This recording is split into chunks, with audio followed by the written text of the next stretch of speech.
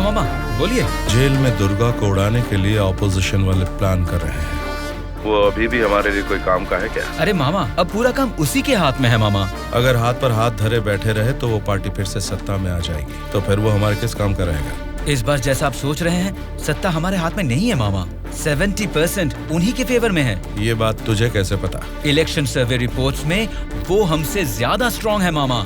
अगर votes counting में भी वो हमसे आगे निकले तो हमें कुछ और एमएलएस की जरूरत पड़ेगी मामा। अब उनको धमका के डरा के हमारी पार्टी में लाने के लिए हमारे लिए दुर्गा ही लास्ट ऑप्शन है मामा। And he is the most powerful weapon we have today. और हमारे धंधे में तो गधे को भी बाप बनाना पड़ता है। और हमें अगर गवर्नमेंट फॉर्म करना है तो किसी भी हाल में हमें दुर्गा चाहिए मामा। इलेक्शन रिजल्ट जब तक डिक्लेयर नहीं होते, जेल में मेरे आदमी का बाल भी बांका नहीं होना चाहिए। वो सब आप मुझ पर छोड़ दीजिए, मैं देख लूंगा। लेकिन आपके आदमियों को प्रोटेक्ट करना है तो बहुत बड़ा अमाउंट खर्च हो सकता है सर। वो मैं देख लूंगा। सर मेरा एक छोटा सा डाउट है सर। क्या डाउट है? आपने दुर्गा को मरवाने के लिए पैसे लिए थे ना, अब बचाने के लिए पैसे ले रहे हैं। ये बात मेरे पल्ले नहीं पड़ी सर, मुझे थोड़ा कंफ्यूजन हो रहा है। पागल कहीं। इसी को अंग्रेजी में पॉलिटिक्स बोलते हैं और हमारी भाषा में बोलते हैं राजनीति, समझे?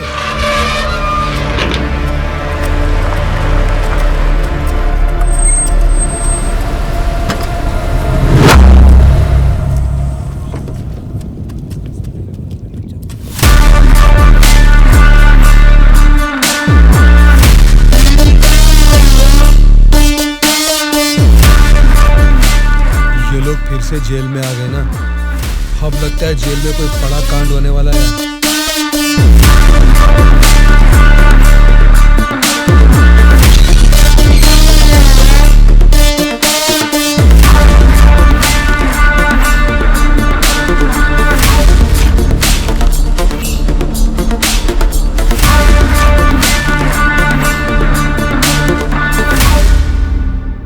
उसे कब मारने का सोचा है? हो सके तो आज ही। आज छोड़ देना, कल विजिटिंग आवर्स है, मुमकिन नहीं होगा। परसों मारने का प्लान बनाओ। ठीक है फिर, लेकिन एक बात अच्छी तरह से समझ लो, दुर्गा को मारने के लिए मैं तुम लोगों को आधे घंटे का टाइम दे सकता हूँ। आधे घंटे में ही काम निपटाना होगा, और अगर नहीं मार सके तो उसे दोबारा मारने का मौका नहीं मिलेगा। जाओ।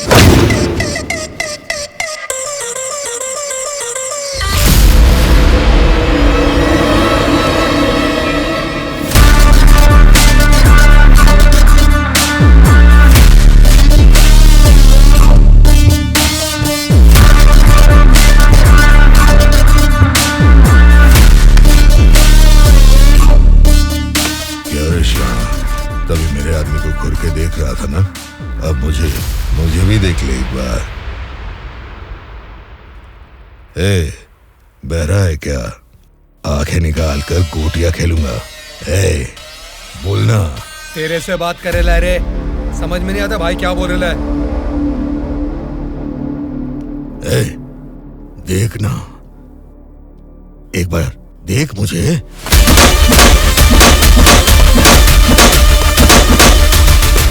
मेरे बारे में तुम जानता नहीं हो, सीधे तिहाड़ जेल में फेंक दूंगा।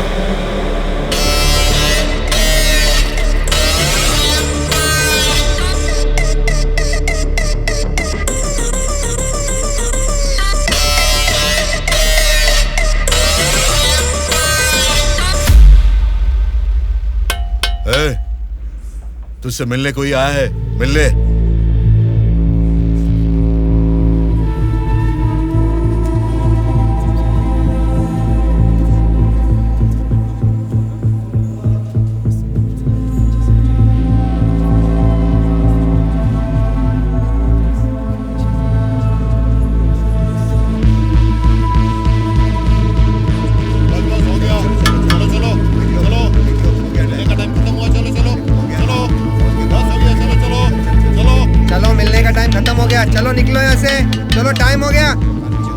चल शिवा, तू निकल, ठीक मैं है बाद यार, में ध्यान रख अपना।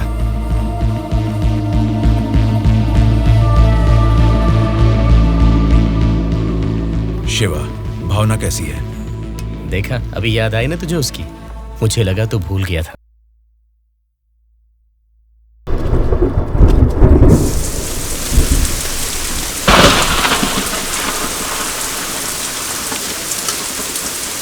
वो दुर्गा वॉशिंग एरिया में है, बिना गड़बड़ किए उसे टपका देना।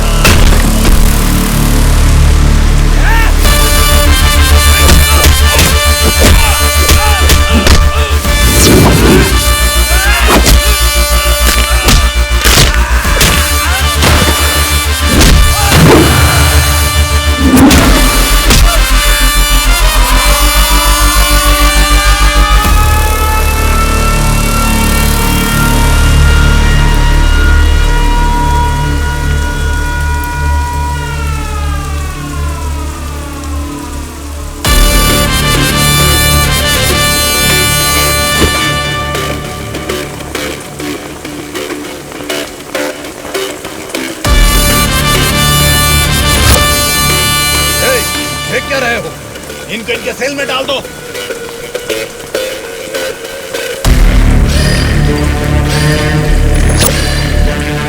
आज जेलर साहब। यो बादशाह, तुम और 10 लोगों को भेजोगे ना तो भी जेल में उस दुर्गा को नहीं मार सकोगे।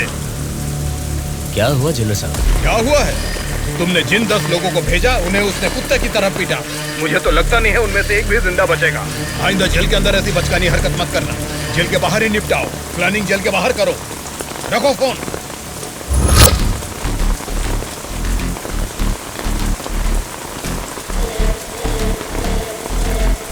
आपने जो यकीन मेरे ऊपर किया था,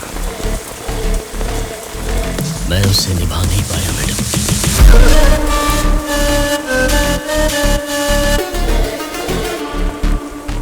आप ये गन लीजिए मैडम। इस गन से मुझे अभी इसी वक्त यहीं पे मार दीजिए, नहीं तो मुझे एक और मौका दीजिए। मैं खुद जेल में जाकर उस दुर्गा को मारूंगा।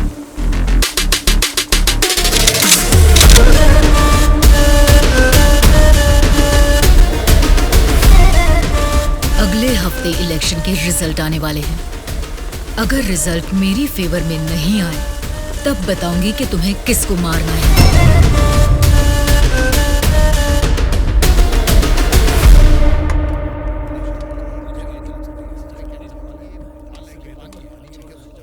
मेरा नाम दुर्गा है। सूर्या। कल मुझे बचाने के लिए थैंक्स।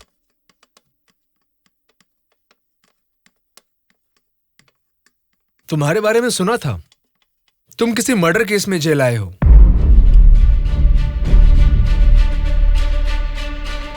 सूर्या, अगर तुम मेरे साथ काम करना चाहते हो तो कहो, मैं तुम्हें इस जेल से बाहर निकाल सकता हूं और तुम्हारे ऊपर जितने केसेस हैं वो सब मिटा सकता हूं। वो कैसे?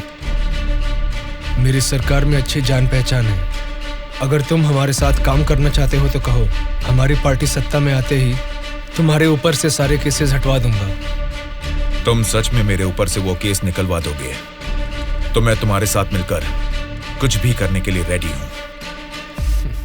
तो आज से हम दोनों फ्रेंड्स।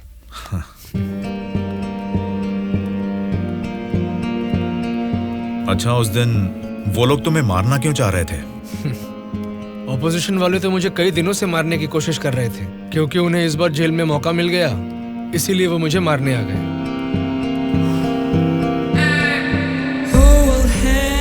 अगर उस दिन वो लोग तुम्हें मार देते तो?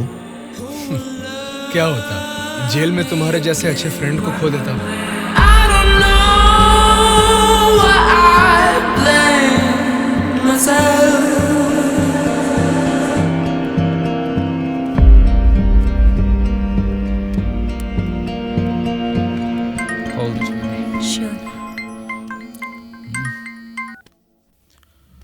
हेलो, मैं दुर्गा बोल रहा हूँ। बोलो दुर्गा। यहाँ जेल में मैं एक आदमी से मिला। किसी छोटे मोटे मर्डर केस में अंदर आया है, लेकिन उसकी हिम्मत अलग ही लेवल की है भाई। वो तो ठीक है, लेकिन क्या वो हमारे काम आएगा? बेशक वो हमारे काम आएगा भाई। ठीक है, इस बार इलेक्शन रिजल्ट्स अगर हमारे फेवर में नहीं आए तो तुम्हें बाहर आना पड़ेगा। ठीक है भाई। तब मैं मामा से बात करके तुम्हारे साथ उसको भी बाहर लाने का प्लान करूंगा।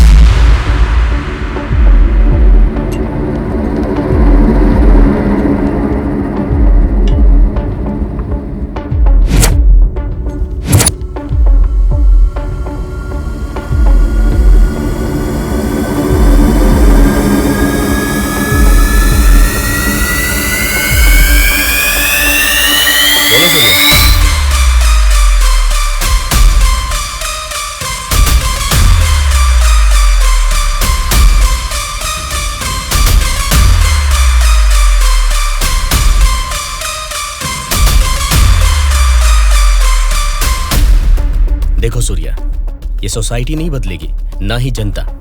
ये 100 साल के इतिहास में तुम्हें कभी लगा है कि वोट डालने का तरीका बदला है?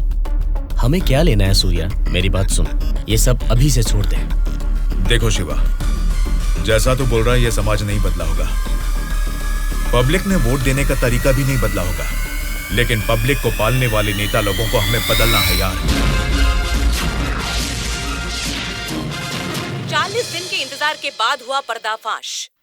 जीते हुए उम्मीदवार जश्न मना रहे हैं तो हारे हुए उम्मीदवार उसकी वजह ढूंढने में जुट गए हैं। जनता के वोट ये बता रहे हैं कि उन्हें किसी से कोई बैर नहीं, दोनों मेजर पार्टियों को इलेक्शन में लगभग एक समान वोट मिले हैं।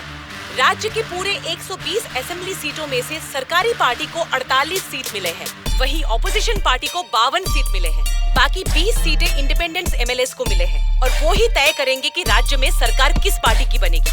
अब उनमें से कितने लोग कौन सी पार्टी को समर्थन करेंगे, राज्य की सत्ता कौन सी पार्टी को जाएगी, ये सब जानने के लिए शक्ति परीक्षण होने तक सबको इंतजार करना ये क्या है सर?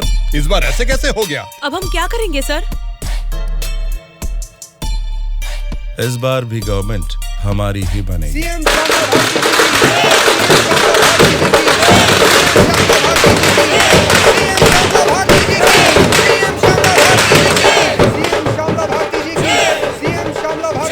मैडम, इस बार सरकारी पार्टी से आपकी पार्टी लीड में है। इस बारे में आपका क्या कहना है? जनता को अब हमारे ऊपर यकीन आ गया है, इसलिए इस बार हमारी पार्टी लीड में है। Thank you. श्यामला भारती जी की, सीएम श्यामला भारती जी की, सीएम श्यामला भारती जी की, सीएम श्यामला भारती जी की, सीएम श्यामला भारती जी की, सीएम श्यामला भारती जी की, सीएम श्यामला भारती जी की, सीएम श्यामला भारती जी की।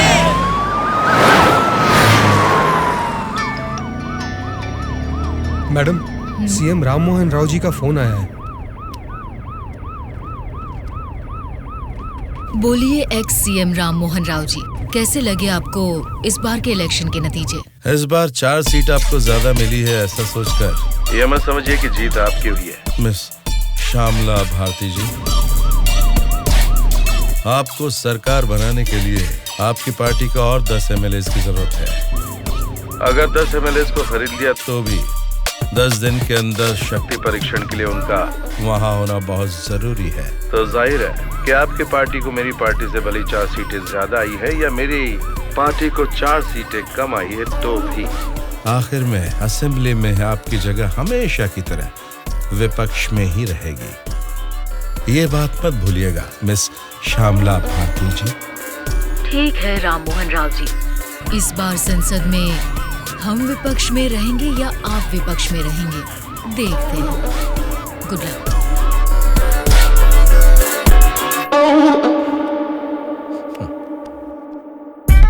ये जानते हुए कि हमारी पार्टी लीड में है, ये राम मोहन राव कॉन्फिडेंटली कह रहा है कि हमारी पार्टी जीत नहीं सकती।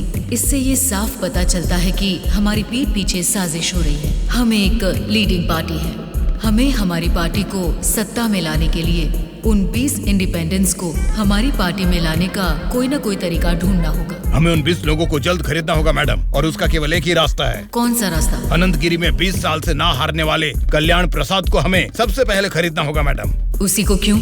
वही किंग मेकर है मैडम। जितने भी 20 इंडिपेंडेंट उम्मीदवार है वो सब उसी के हाथ में रहते हैं। तो फिर जल्द से जल्द बुलवाइए उसे। कल्याण प्रसाद को फोन करके कहो कि तुरंत मेरे फार्म हाउस पर आकर मुझसे मिले। ओके? ठीक है सर।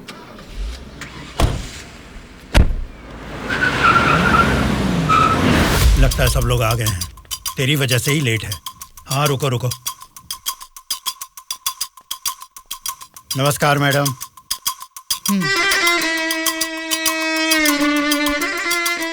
मैडम, डायरेक्टली पॉइंट पर बात करेंगे, इससे दोनों का टाइम बचेगा। मैं भी सीधे पॉइंट पर आकर बात करूंगी। आपके 20 एमएलएस को हमारी पार्टी को समर्थन देना होगा। इसके लिए आपके एक एक एमएलए की कीमत बताइए। एक एक एमएलए ने अपने मतदान क्षेत्र में जीतने के लिए तकरीबन 50 करोड़ रुपए खर्च किए हैं। एक एक एमएलए को 100 करोड़ दे दीजिए। क्या मतलब? एक एक एमएलए को 100 करोड़? मतलब इसके हिसाब से 20 एमएलए को 2000 करोड़? हाँ मैडम। इतना क्यों? मार्केट में आजकल रेट बहुत बढ़ गए मैडम। एक जमाने में खाना पकाने का तेल 100 रुपए लीटर मिलता था और अब 230 रुपए हो गया है। फिर भी लोग खरीद रहे हैं ना। वैसे जनता के बारे में हम कुछ सोच रहे हैं क्या? नहीं ना। इसीलिए जैसे चीजों के दाम बढ़ गए हैं, वोटर्स ने भी अपने रेट बढ़ा दिए हैं मैडम। एक टाइम पे 1000 रुपए में मिलने वाले वोट अब 5000 में मिलते हैं। यहाँ कोई भी कैंडिडेट को देख के वोट नहीं डालता मैडम, वो वोट डालता है कैश देखकर ही। मतलब आपके एमएलएस को हमारी पार्टी को समर्थन देना है तो आपको 2000 करोड़ देने होंगे, सही कहा? 2000 करोड़ नहीं मैडम। तो फिर? 2500 करोड़। मतलब 2500 करोड़ रुपए? यस। वो 500 करोड़ किसके लिए? वो मेरा कमीशन है मैडम। आपका कमीशन 500 करोड़ है? जी मैडम। मैं आपको कोई प्याज टमाटर थोड़ी ना बेच रहा हूँ। इस राज्य की सत्ता 5 साल के लिए दे रहा हूँ आपको। इसके बदले में एक छोटी सी 500 करोड़ की रकम कमीशन लेने में कोई गलती नहीं है मैडम।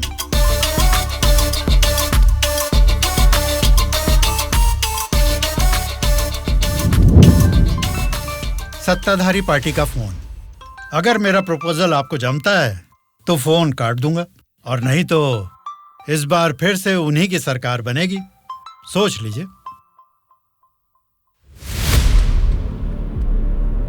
सर, कल्याण प्रसाद जी मेरा कॉल कट कर रहे हैं सर। फिर से ट्राई करो। Okay sir.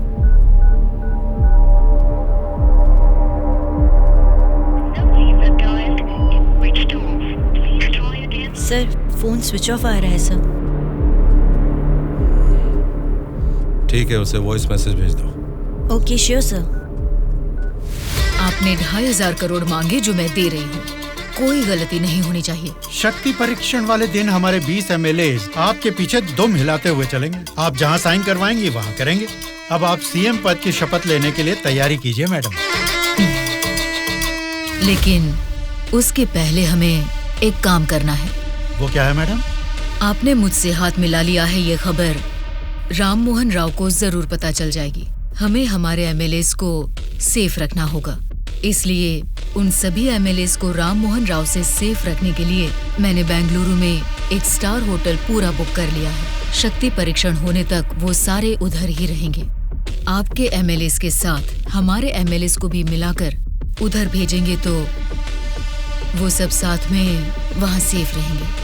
आपकी बात सही है मैडम, पर उस राम मोहन राव के डर से सिटी से इतनी दूर बेंगलुरु में एमएलएस को रखने की जरूरत नहीं है मैडम। वो क्या है ना, शहर के बीचों बीच मेरे कंट्रोल में एक जगह है जिसके बारे में किसी को नहीं पता। ये 10 दिन हम अपने एमएलएस को वहीं छिपाएंगे तो टाइम भी सेव होगा और अपने लोग अपने ही साथ हैं, ये भरोसा भी रहेगा। लेकिन उतनी सेफ प्लेस इस सिटी में कहाँ है?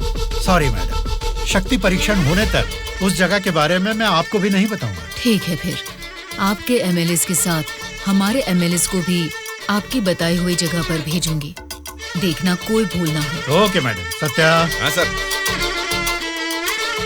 सर, श्यामला भारती जी ने कल्याण प्रसाद जी को 2,500 करोड़ में खरीद लिया। अब हमारी हालत क्या होगी सर? हमारी सरकार गिर गई क्या? सर, इलेक्शन में मैंने 100 करोड़ खर्च किया, अब मेरा क्या होगा सर? बताइए सर, क्या होगा सर? क्या होगा? बस चुप हो जाओ।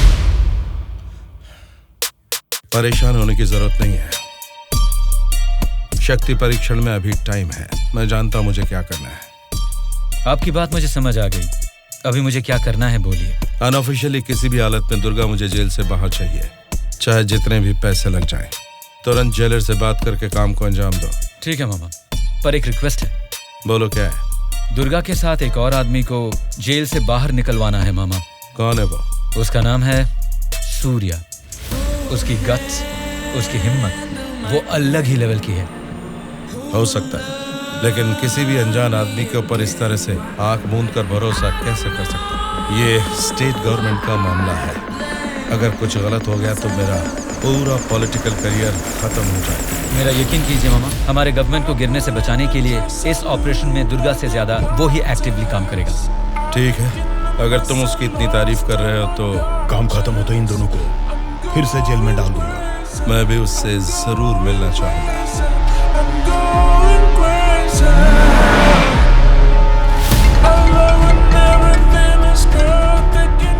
हेलो मैडम, मुझे आपको एक इन्फॉर्मेशन देनी है।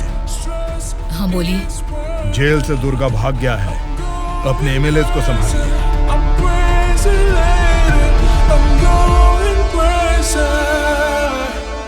इनको अभी छोड़ के आपने वो पार्टी को इन्फॉर्मेशन क्यों दे दिया सर?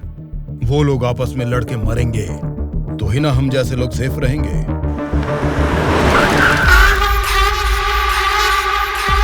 आज रात यहीं पे रुकना। कल सवेरे 8 बजे मामा से मीटिंग हो सकती है। कॉल आते ही यहाँ से निकल जाना। मैडम, कल रात ही मैंने अपने सभी लोगों को सेफ जगह पर शिफ्ट किया है और यहाँ वो सारे लोग बहुत ही एंजॉय कर रहे हैं। वो ठीक है, पहले मेरी बात सुनिए। बोलिए मैडम। सरकारी पार्टी वाले जेल से उस दुर्गा को बाहर लेकर आए हैं, ये इन्फॉर्मेशन आई है। मैं नहीं जानती तुम क्या करोगे। हाँ? लेकिन हमारे सभी एमएलए सेफ रहने चाहिए। मैडम, दुर्गा जैसे 10 लोग भी जेल से बाहर आ जाए ना, तो भी हमारे एमएलए कहाँ है पता लगाना मुश्किल है। फिर भी सामने वाली पार्टी प्लान कर रही है, तो इसका मतलब हमें संभल के रहना है। आप टेंशन मत लीजिए, शक्ति परीक्षण होने तक उनको ही नहीं, आपको भी आपके एमएलए कहाँ है पता नहीं चलेगा। ऐसा प्लान किया है। ठीक है, जो भी करो संभाल कर। इलेक्शन रिजल्ट के बारे में इस बार भी मेरा अंदाजा गलत निकला। लगता है सत्ता हाथ से जाने वाली है। तुम दोनों को क्या करना है ये तुम सोचो, चाहे जितने पैसे खर्च हो जाएं, लेकिन उस श्यामला ने जिन 20 इंडिपेंडेंट एमएलएस को खरीदा है वो किसी भी तरह मुझे चाहिए। तुम लोगों का क्या प्लान है, बताओ क्या करोगे? उन सबको किडनैप करेंगे सर। किडनैप? हाँ सर। 20 एमएलएस को किडनैप करना तुम्हें स्कूल के बच्चों को किडनैप करने के जैसा लग रहा है क्या? 20 एमएलएस नहीं सर, ऑपोजिशन एमआईयू को मिलाकर पूरे 72 एमएलएस हैं सर। क्या 72 लोग? आपकी पार्टी से जीते हुए 48 एमएलएस के साथ पूरे 120 एमएलएस को आपके बेंगलुरु वाले फार्म हाउस में बिना बंदी बनाए इस बार आप सीएम नहीं बन सकते हैं सर। ऑपोजिशन एमएलएस तक तो ठीक है, लेकिन हमारे एमएलएस क्यों? वो तो हमारे ही लोग हैं ना। राजनीति में सब कुछ हो सकता है सर, सब कुछ जायज है। सत्ता का पलड़ा जिस तरफ है वो उस तरफ चले जाएंगे। यहां जीतने से ज्यादा सत्ता जरूरी है सर। अभी की सिचुएशन में अपने एमएलएस को हमें ही बचाना है सर, इसलिए हमें उनके साथ हमारे एमएलएस को भी बंदी बनाना ही होगा सर। तुम्हारा प्लान सुनने में तो ठीक ही लग रहा है, लेकिन ऑपोजिशन एमएलएस को किडनैप कैसे करोगे? यह मुमकिन है क्या? सत्ता की जंग हर कोई जीतना चाहता है, पर जीत सिर्फ एक की ही होती है और उसी को वीर कहते हैं। मैंने आपको जिसके बारे में बताया था ये वही है सर। तो जरा बताओ कि शुभ काम का मुहूर्त कब है? इस शुक्रवार को ही आपके सभी एमएलएस को बस में बिठा के दुर्गा को सौंप दीजिए। दुर्गा उनको बेंगलुरु हाईवे के एक ढाबे पर लेकर आएगा। इसी बीच ऑपोजिशन के सभी एमएलएस को किडनैप करके लाने का जिम्मा मेरा होगा। गुड। तुम्हारे प्लान के साथ तुम्हारा कॉन्फिडेंस भी मुझे अच्छा लगा।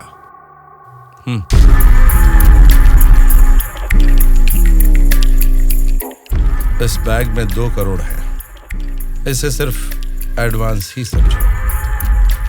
जैसा सोचा है, अगर काम वैसा ही हुआ तो तुम्हारे ऊपर जितने भी केस हैं उनको हटाने के साथ ही इस तरह के कई बैग्स तुम्हें मिलेंगे।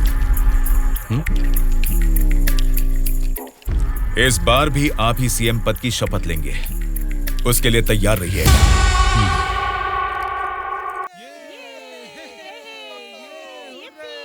कल्याण प्रसाद के फोन का लास्ट कॉल लोकेशन कल रात 11 बजे का गुलजार हाउस में दिखा रहा था। तभी से लेके अब तक वो किसी के टच में नहीं है।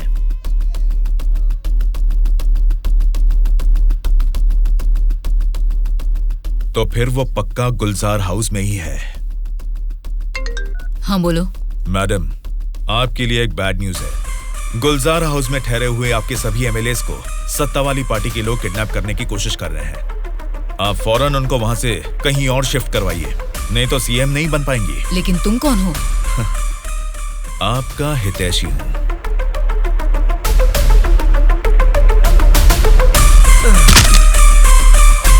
चलिए बैठिए आप लोग अंदर।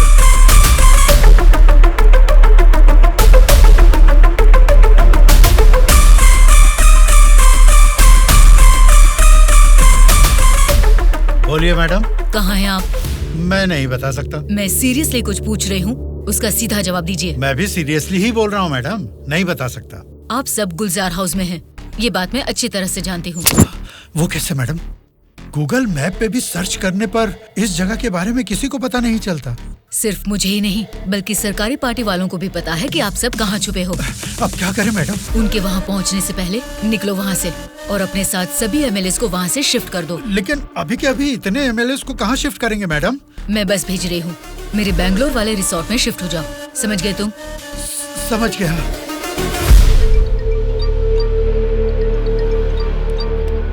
जी मैडम। बादशाह, तुम्हें मेरा एक काम करना होगा। बोलिए मैडम। हमारे सभी एमएलएस को हम अर्जेंटली एक बस से बैंगलोर रिसोर्ट में शिफ्ट कर रहे हैं। हमारी बस सेफली बैंगलोर पहुंचे तब तक तुम्हें उसे फॉलो करना है। ठीक है मैडम। तुरंत अपने आदमियों के साथ बैंगलोर हाईवे पर वेट करो। Okay madam.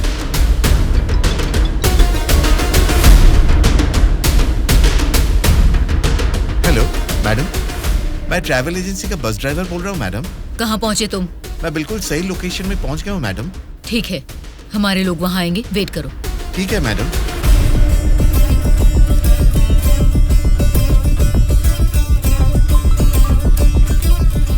हाँ बोलिए मैडम। बस आ गई है, आप सब तुरंत वहाँ से निकल जाइए। ठीक है मैडम। बस आ गई है, चलिए सब लोग बस में बैठिए।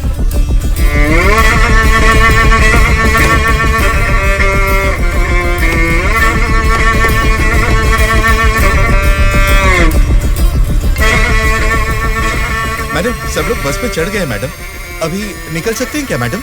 Okay madam. बोलो सूर्या। दुर्गा, हमारा प्लान सक्सेस हुआ। अब सभी एमएलएस मेरे कब्जे में हैं। तुम हाईवे के ढाबे पे वेट करो, मैं भी पहुंचता हूँ। ओके। क्या रे, कुछ पता? बोली मैडम। बस निकल गई है और थोड़ी ही देर में बैंगलोर हाईवे एंटर करेगी। अगर कोई भी हमारी बस को फॉलो करता हुआ दिखे तो उसे वहीं मार देना।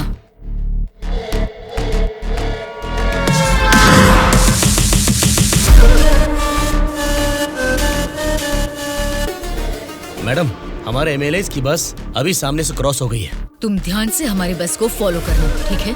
ठीक है मैडम। ए चलो रे।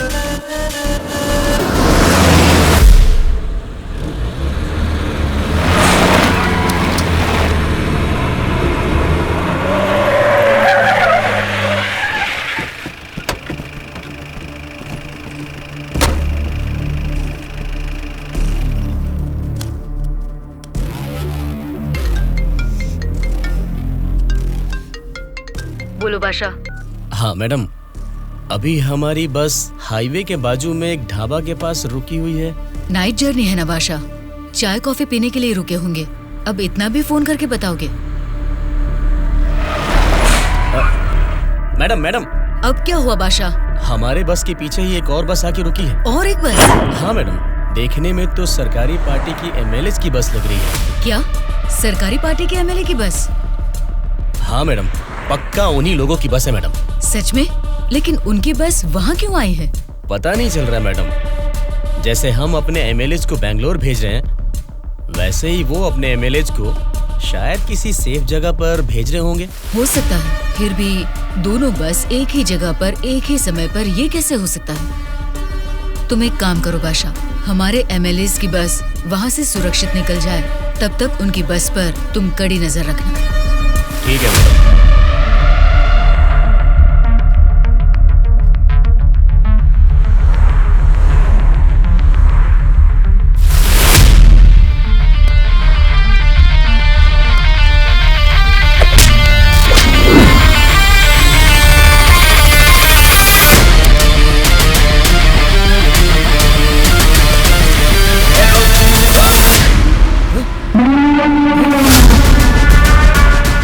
बोलो बादशाह। हमारे बस ड्राइवर ने सरकारी पार्टी के बस ड्राइवर दुर्गा को मार के उनके बस को भी हमारे बस ड्राइवर ही ड्राइव करके ले जा रहे हैं मैडम।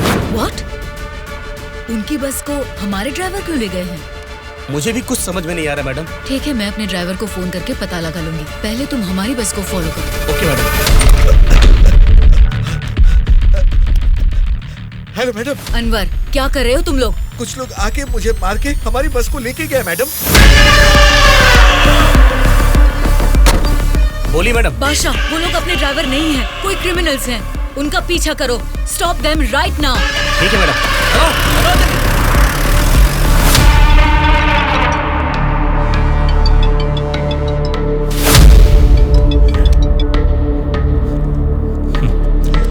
बोलिए श्यामला जी, इस वक्त कैसे याद किया? बड़े रिलैक्स्ड मूड में लग रहे हैं आप। एक शॉकिंग न्यूज सुनाऊं आपको? बताइए, क्या है वो?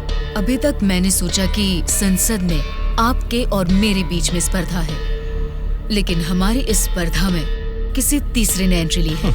उसने क्या किया है अगर ये आपको बताऊंगी तो बहुत बड़ा झटका लगेगा। वो तीसरा कौन है और उसने क्या किया है ये आप बताएंगी, तभी तो पता चलेगा कि मुझे बड़ा झटका लगेगा या नहीं। जेल में से आपने एक जानवर को बाहर निकलवाया मिस्टर राव। उस जानवर को मारकर उस तीसरे ने हमारे एमएलएस के साथ आपके एमएलएस को भी किडनैप करके वहाँ से भाग गया है मिस्टर राव।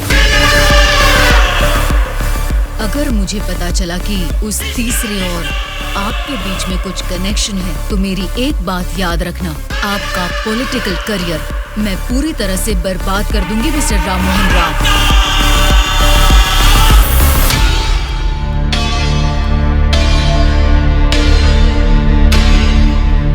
क्या हुआ मामा? उस दुर्गा को कॉल कर।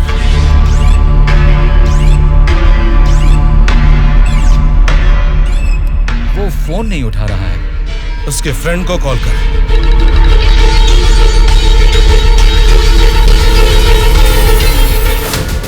मेरे पॉलिटिकल करियर में ये फर्स्ट टाइम है जब मैंने किसी पर यकीन करके धोखा खाया। बोल कौन है रे तू? बोला था ना, ये सत्ता की जंग हर कोई जीतना चाहता है, लेकिन किसी एक को ही जीत मिलती है, उसी को वीर कहते हैं। अब वो जंग शुरू हो चुकी है। वीर कौन है और वो जंग किस मकसद से कर रहा है, आगे आगे तुमको सब समझ में आएगा। तब तक के लिए wait and C.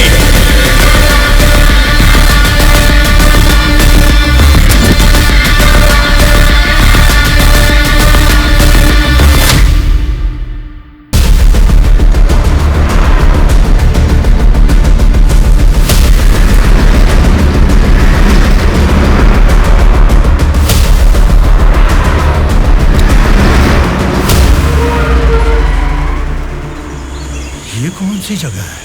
Bengaluru resort बोले थे, गलती से किसी और रूट में तो नहीं आ गए? घना जंगल लग रहा है ये तो।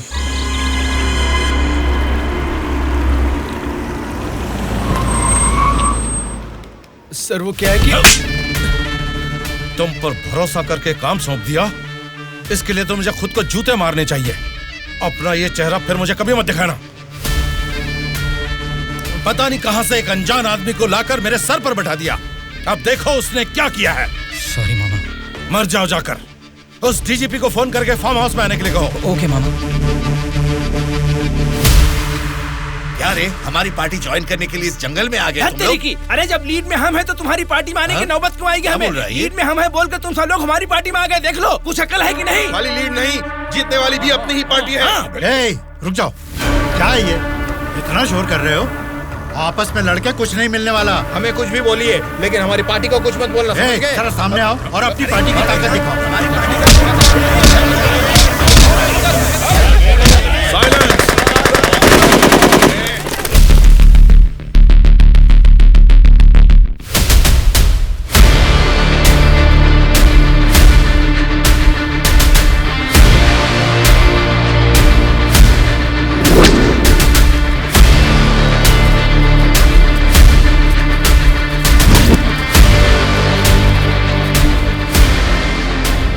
क्या सोच रहे हो?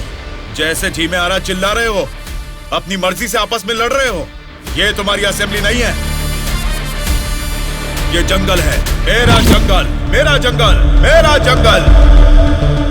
यहाँ कोई स्पीकर नहीं होगा, माइक नहीं होगा, ना ही वॉकआउट होगा। हम सब हाईवे से तकरीबन 250 किलोमीटर की दूरी पर घने जंगल में हैं। बेटा, तुम लोग नक्सलाइस्ट हो, माओइस्ट हो, टेररिस्ट हो, कौन हो बेटा तुम लोग? वो सब कहां से पैदा हुए हैं?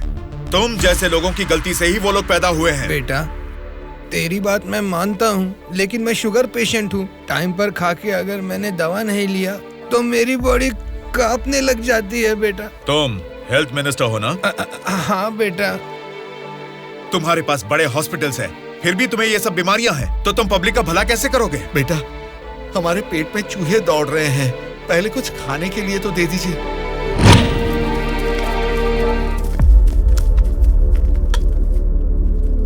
ये क्या खाना है? ये तो जेल के खाने से भी बदतर है। क्यों रे? तेरी राशन की दुकान में यही चावल तो बिकता है, फिर वो लोग कैसे खाते होंगे, कभी सोचा है?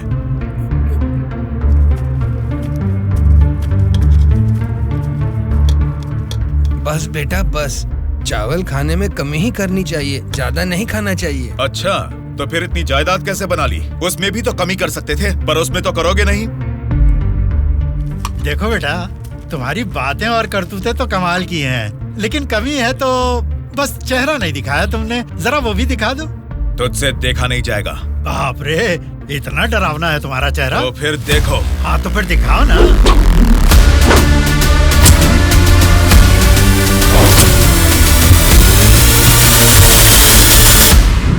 हमारी जिंदगी को लक्ष्य देता है ये महाविद्यालय, हमारे भविष्य को भी रचता है ये विद्यालय। स्वामी विवेकानंद ने कहा था कि देश का भविष्य युवा पीढ़ी के हाथों में है, लेकिन युवा होने के नाते हम क्या कर रहे हैं? देश के भविष्य से मुझे क्या करना है, ऐसा बोलकर हम खुद ही को स्वार्थी बनाते जा रहे हैं। मतलब हमारा पढ़ाई करना, नौकरी करना स्वार्थ है क्या? प्रॉब्लम पढ़ाई के बारे में या जॉब के बारे में नहीं है बेटा, तो फिर देश के भविष्य के बारे में ना सोचना ही प्रॉब्लम है। इसीलिए तो हर 5 साल में हम वोटिंग करके नेता लोगों को चुनते हैं। ये सब काम तो उनका है। वही तो हम लोगों की गलती है, वोट देते हैं और भूल जाते हैं। एक स्टूडेंट की हैसियत से फैसला करना आपके हाथ में नहीं है, लेकिन बेहतर समाज का निर्माण करने का सामर्थ्य आप में है। उन लोगों को खड़ा करके पूछने का हक भी आपको है। जब आप लोग ऐसा करेंगे तब स्वामी विवेकानंद की बात सच होगी कि देश का भविष्य युवाओं के हाथों में है। जाल खरीदने के लिए पैसे देंगे, नाव खरीदने के लिए लोन देंगे। तुमसे यही वादा इलेक्शन से पहले किया गया था ना, लेकिन अब सत्ता में आकर 4 साल होने के बाद भी एक भी वादा पूरा नहीं किया। इसको आप कब तक सहेंगे और कितने दिन भुगतेंगे? इन एमएलएस को जीतने दीजिए और सवाल कीजिए।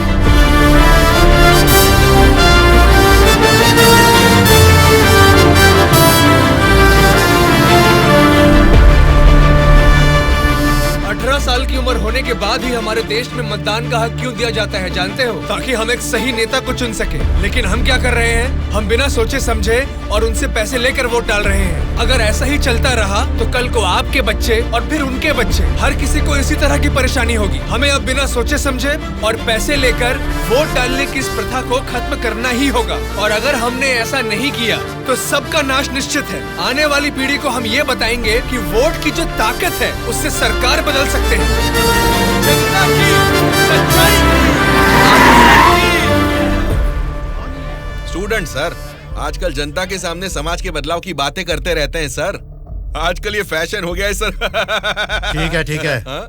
उसके भाषण की वजह से अपनी इमेज डैमेज नहीं होनी चाहिए। सर, हमें उनकी परवाह नहीं करनी चाहिए। वो लोग कुछ प्रॉब्लम नहीं करेंगे सर। अपने किसी आदमी को बोलो इन पर जरा नजर बनाए रखे। Okay sir. दिल्ली से आते ही इनके बारे में कुछ करेंगे। क्या बताऊं बेटा, इस गांव की समस्या वैसे की वैसी ही है। हमारी समस्याओं को सुनने के लिए कोई वार्ड मेंबर नहीं आता है। सरपंच को तो देखा ही नहीं, कॉर्पोरेटर काम नहीं करता, और एमएलए के लिए क्या बताऊं, 4 साल पहले हमने उनको जिताया, वो तो ऐसे गायब हुए जैसे गधे के सर से सिंह। उनसे मिलने जाओ तो लात मार के भगा देते हैं।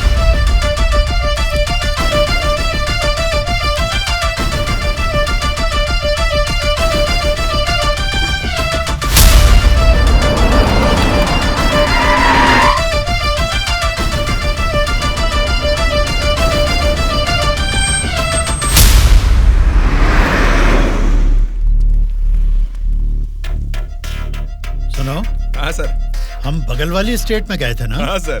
तो ये यूएस गए थे, ऐसा फ्लेक्सी क्यों लगा है? हाँ सर। चलो लगे रहने दो सर। फोटो अच्छी है। लगाया किसने इसको? और कौन सर, वो स्टूडेंट्स ही हैं।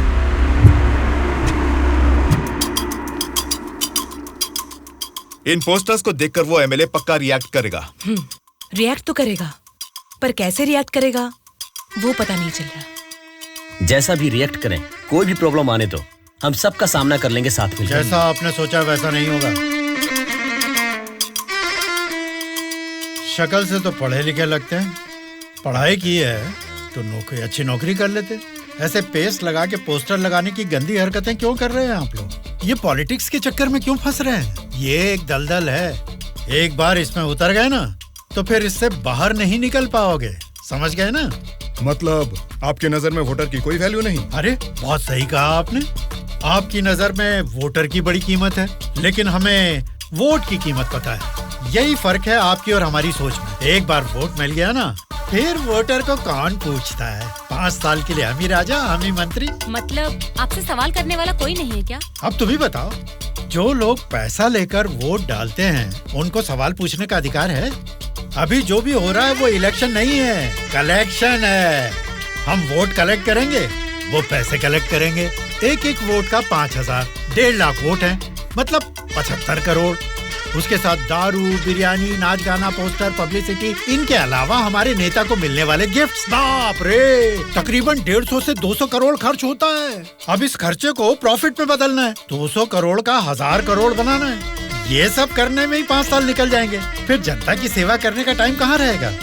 वैसे वोट बेचने वाले की हम सेवा क्यों करें? उसको पूछने का हक नहीं है, क्योंकि उसने तो अपना वोट बेच दिया है। इसलिए मैं तुम लोगों को आखिरी बार बोल रहा हूँ, सड़क छाप गुंडागर्दी से जिंदगी शुरू की थी, अब स्टेट मिनिस्टर हूँ। मुझे फिर से गुंडा बनने पर मजबूर मत करो। इलेक्शन नजदीक आ रहे हैं। पिछली बार वोट के लिए 5,000 मांगे थे, इस बार 10,000 मांगेंगे। हमें इसके लिए तैयार रहना है। यहाँ वोट के लिए ही नहीं, सीट के लिए भी पैसे देने हैं। पार्टी हाईकमांड मेरी परवाह नहीं करेगी तो मुझे बहुत दिक्कत हो जाएगी। मेरे रास्ते से हट जाइए। इसके बावजूद भी अगर किसी ने रोका तो तुम सबकी डेट ऑफ बर्थ तो अलग अलग है, लेकिन डेट ऑफ डेथ एक हो जाएगी, याद रखना। चलता हूँ। डार्लिंग, डार्लिंग, सब अच्छा ही हुआ है। टी स्टेट का एडवांस दे दिया है। अगले महीने इलेक्शन है, उसके बाद रजिस्ट्री होगी। ऊटी टी स्टेट की तुम ही मालकिन हो। तुम्हारा सर देखो। आपकी नजर में वोटर की बड़ी कीमत है, लेकिन हमें वोट की कीमत पता है। एक बार वोट मिल गया ना, फिर वोटर को कौन पूछता है। 5 साल के लिए हम ही राजा, हम ही मंत्री। आज की ब्रेकिंग न्यूज, हम आपके सामने एमएलए कल्याण प्रसाद जी की बेईमानी का खुलासा करने वाले हैं। टीवी देखिए सर। जो लोग पैसा लेकर वोट डालते हैं, उनको सवाल पूछने का अधिकार है। अभी जो भी हो रहा है वो इलेक्शन नहीं है, कलेक्शन है। तो तुम सबकी डेट ऑफ बर्थ तो अलग अलग है, लेकिन डेट ऑफ डेथ एक हो जाएगी, याद रखना। खुद कल्याण प्रसाद जी के मुंह से ये बातें सुनने के बाद उन्हें मिनिस्टर के पद से ही नहीं, बल्कि पार्टी के हाई कमांड ने उन्हें पार्टी से भी सस्पेंड कर दिया है। आपको बिना बताए पद से निकाल दिया, ये तो नाइंसाफी है सर। क्या नाइंसाफी है रे? हाँ, मैं एक बड़ा बदमाश हूँ, ऐसा ही बोलकर इन्होंने वीडियो में मान लिया। सब लफंगे लोगों के ये बड़े नेता हैं।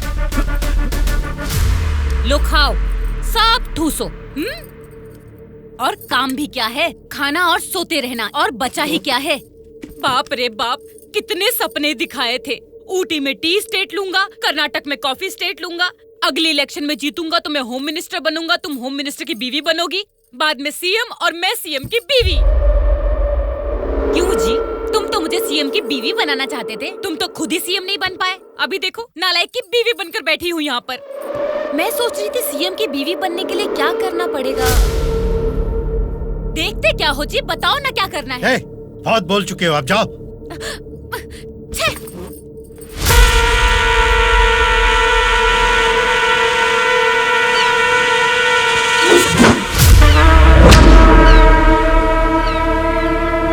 क्या कर रहा है? निकाल उसे। माफ कीजिए सर, अपने लोग हैं, मछली पकड़ना सीख रहे हैं, गलती से आपके ऊपर गिर गया। आप जाइए सर।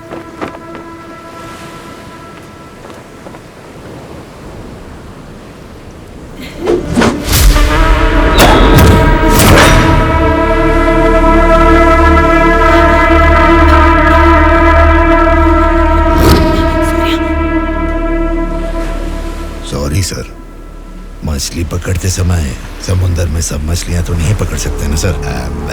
हमारे हाथ में आई हुई मछली पकड़ेंगे, गलत मत समझिए। अब जाइए।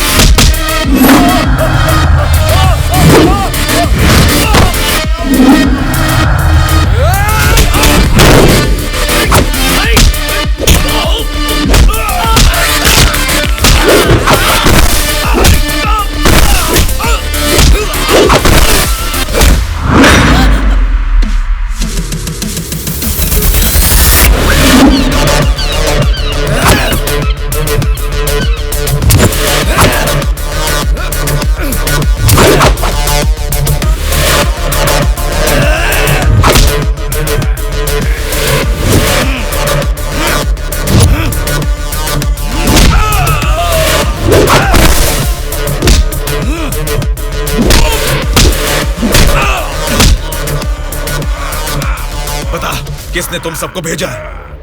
बता, जल्दी बता।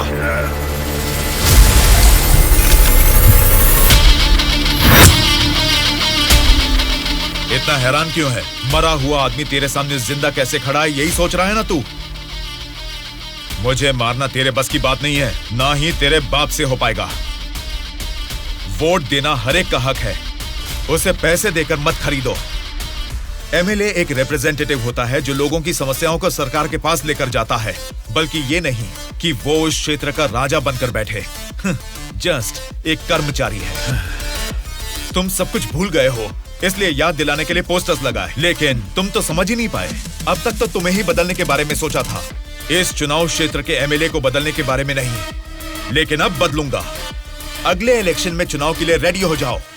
अब की बार कलेक्शन नहीं, इलेक्शन होगा।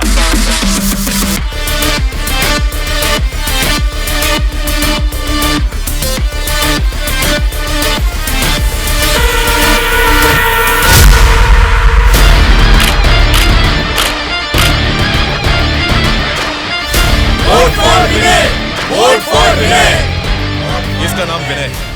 अब हमारे चुनाव क्षेत्र से इंडिपेंडेंट उम्मीदवार के रूप में कल्याण प्रसाद जी के सामने खड़ा हो रहा है। यही पैदा हुआ है, आपकी तकलीफें जानता है, पैसे देकर आपका वोट नहीं खरीदेगा, लेकिन आपके द्वारा डाले गए हर एक वोट को इंसाफ दिलाएगा। इसे जिताकर तुम सब जीतना चाहते हो, या फिर उस कल्याण प्रसाद को वोट डालकर अगले 5 साल के लिए गुलाम बनकर जीना चाहोगे? ये आपकी मर्जी है। भैया, अभी तक पैसे लेके वोट देते थे, लेकिन अब भले काम के लिए वोट देंगे हम। अभी तक हमें कोई ऐसा नहीं मिला जो हमारा साथ दे। आप खड़े हो भैया, इस बार हम वोट आप ही को देंगे।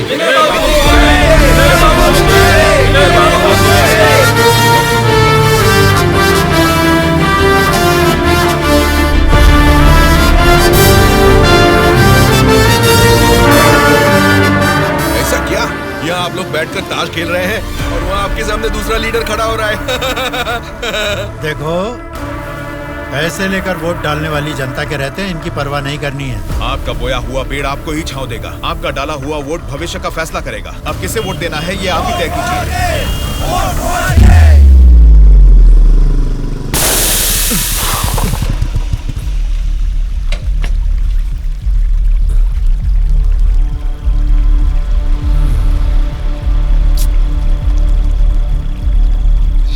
पंचर बना लो, पंचर। क्या बाबू, गाड़ी पंचर क्या? हाँ भाई, जरा अर्जेंटली जाना है, आप पंचर बना दोगे? बनाऊंगा ना। आगे जाके ये हमारे गांव का एमएलए बनेगा। पंचर थोड़ा खट से बना रे। तुम्हारे रोज जाने वाले रास्ते में अचानक तुम्हारी गाड़ी पंक्चर हो गई है, फर्क नहीं दिख रहा है क्या? उसके साथ जैसे गाड़ी पंक्चर हुई तभी पंक्चर वालों का हाजिर होना अजीब नहीं लग रहा है? वैसे तो इलेक्शन में खड़े होना भी अजीब बात है। आप तो एमएलए बन जाएंगे, असेंबली में चले जाएंगे, अपन तो इधर ही रह जाएगा ना। हम तो गुंडागर्दी ही करेंगे, और करेंगे भी तो क्या होगा? मारना, काटना, जलाना और बलात्कार करना। हम किसको मारेंगे, किसको काटेंगे जानते हैं? तेरे दोस्तों को। तेरे दोस्त सूर्या को बहुत बुरी मौत मारेंगे। बाद में बचेगा कौन जानते हैं आप? आपके साथ घूमती है ना वो गोरी गोरी लड़कियां, जैसे चाहे मजे करेंगे, अय्याशी करके मुंबई रेड लाइट एरिया में जाके बेच देंगे उनको। सोच लेना। चलो रे।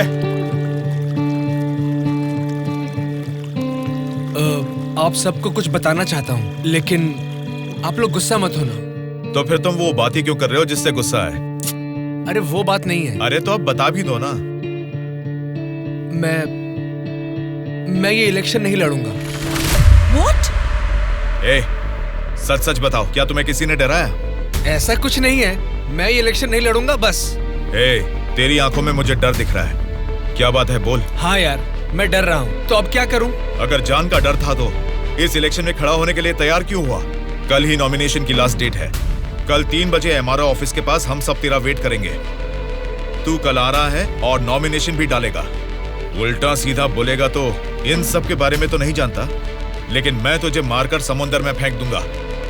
याद रखना, कल शाम को 3 बजे एमआरओ ऑफिस। ये चलो रे। कल हम तेरे लिए वेट करेंगे।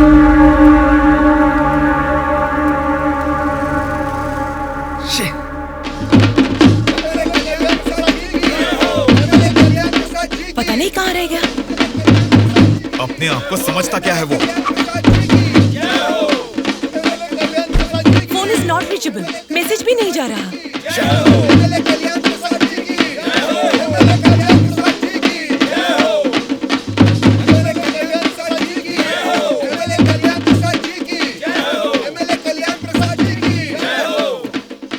संभाल के रखना, बात के कार्यक्रम में काम आएंगे। नमस्कार वोटर महाराज, आपके अनमोल वोट आप मुझे ही देंगे। देंगे ना? आप ही देंगे। अच्छा मुहूर्त निकलने से पहले नॉमिनेशन करके आता हूँ। नमस्ते।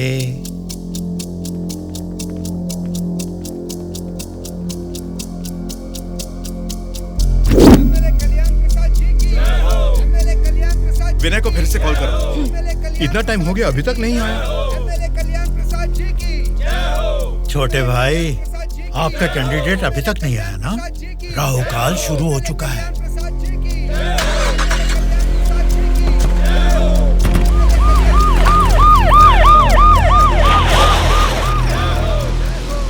हम तुम्हें अरेस्ट करने आए हैं। हमें चलो बताते हैं।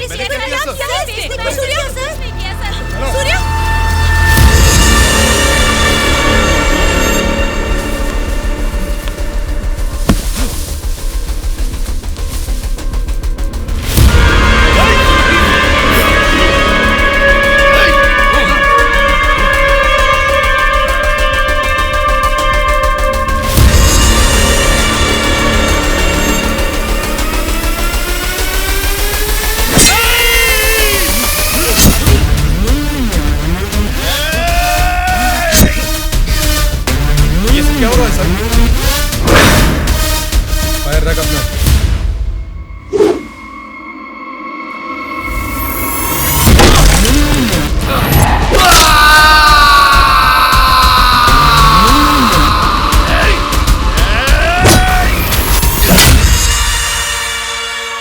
पकड़ रहे इसे।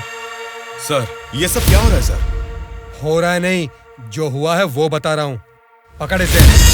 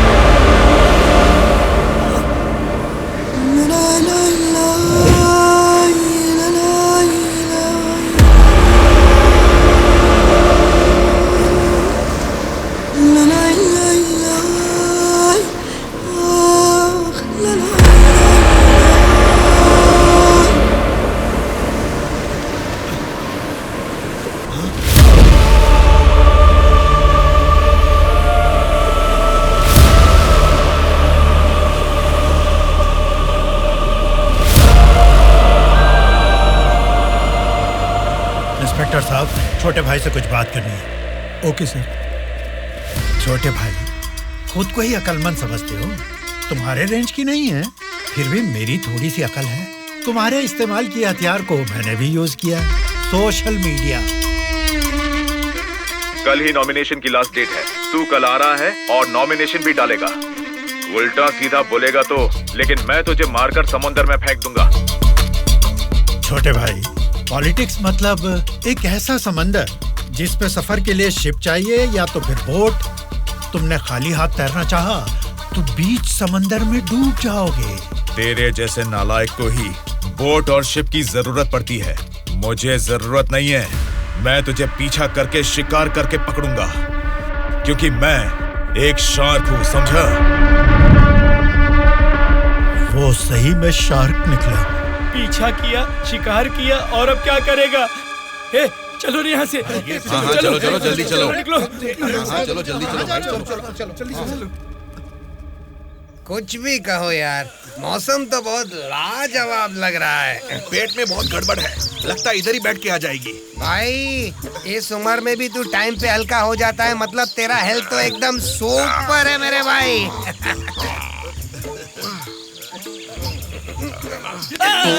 मेरा पेट गड़बड़ चल रहा है यार। मारे मर रहा हूँ, ऊपर से चिल्ला रहे हो? तेरी गोली से हम लोग डरने वाले नहीं है, समझा? ठंडे ठंडे पानी से नहाना चाहिए, जाना या तू पागल हो गया क्या? कोई अपना लीज खुला छोड़ के नहाता क्या? मैं तो डर ही गया। मेरे लीज पे बुरी नजर डालता है। घर में बाप भाई है कि नहीं? अभी भी तेरा लीज जीतना ही है, एनाकोंडा नहीं बना पाया। तुम लोगों को लीच और एनाकोंडा में फर्क नहीं समझता है क्या? लीच हो या एनाकोंडा हो, बीन बजाने से भी कोई फर्क नहीं पड़ने वाला है। अरे इस जगह में बीन ठीक से नहाने भी नहीं देता है, ठीक से हल्का भी नहीं होने दिया, गोलियां पे गोलियां चलाया जा रहा है। ये क्या हाल हो गया हमारा? एक नहीं, दो नहीं, पूरे 120 एमएलएस को प्री प्लान तरीके से किडनैप करके ले गया है। मेरी समझ में नहीं आ रहा क्या करूं।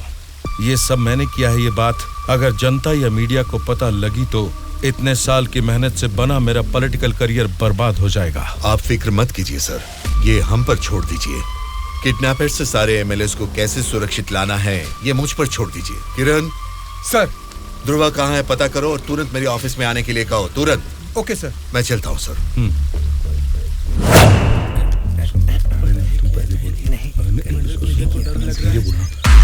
मुझे तो डर लग रहा है।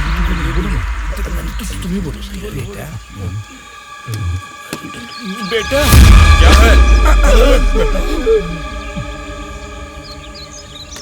आपके बारे में सब कुछ पता चल गया बेटा। सच में नाइंसाफी हुई है। मैं सच बोल रहा हूँ, लेकिन गलती तो उसने की है। फिर हम लोगों को यहाँ लेकर क्यों आए हो बेटा?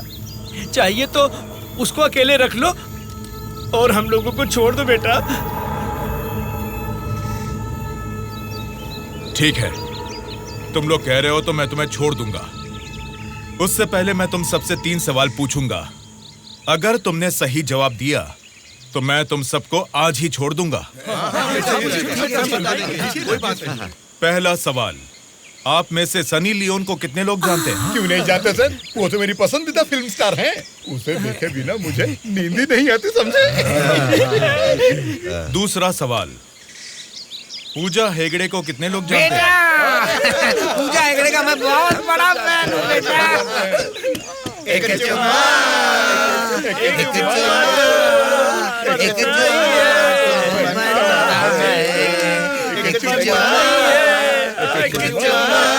बेटा एक दूसरा गाना सुनाता हूँ, सुनो तुम।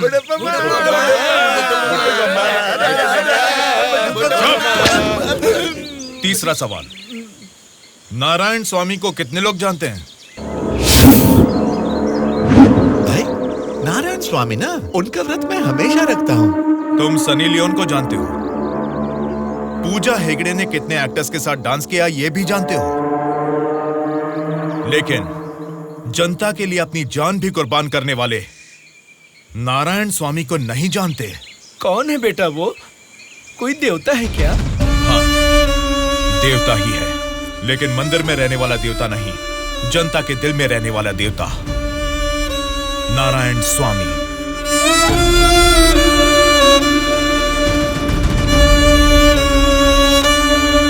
नमस्कार सर।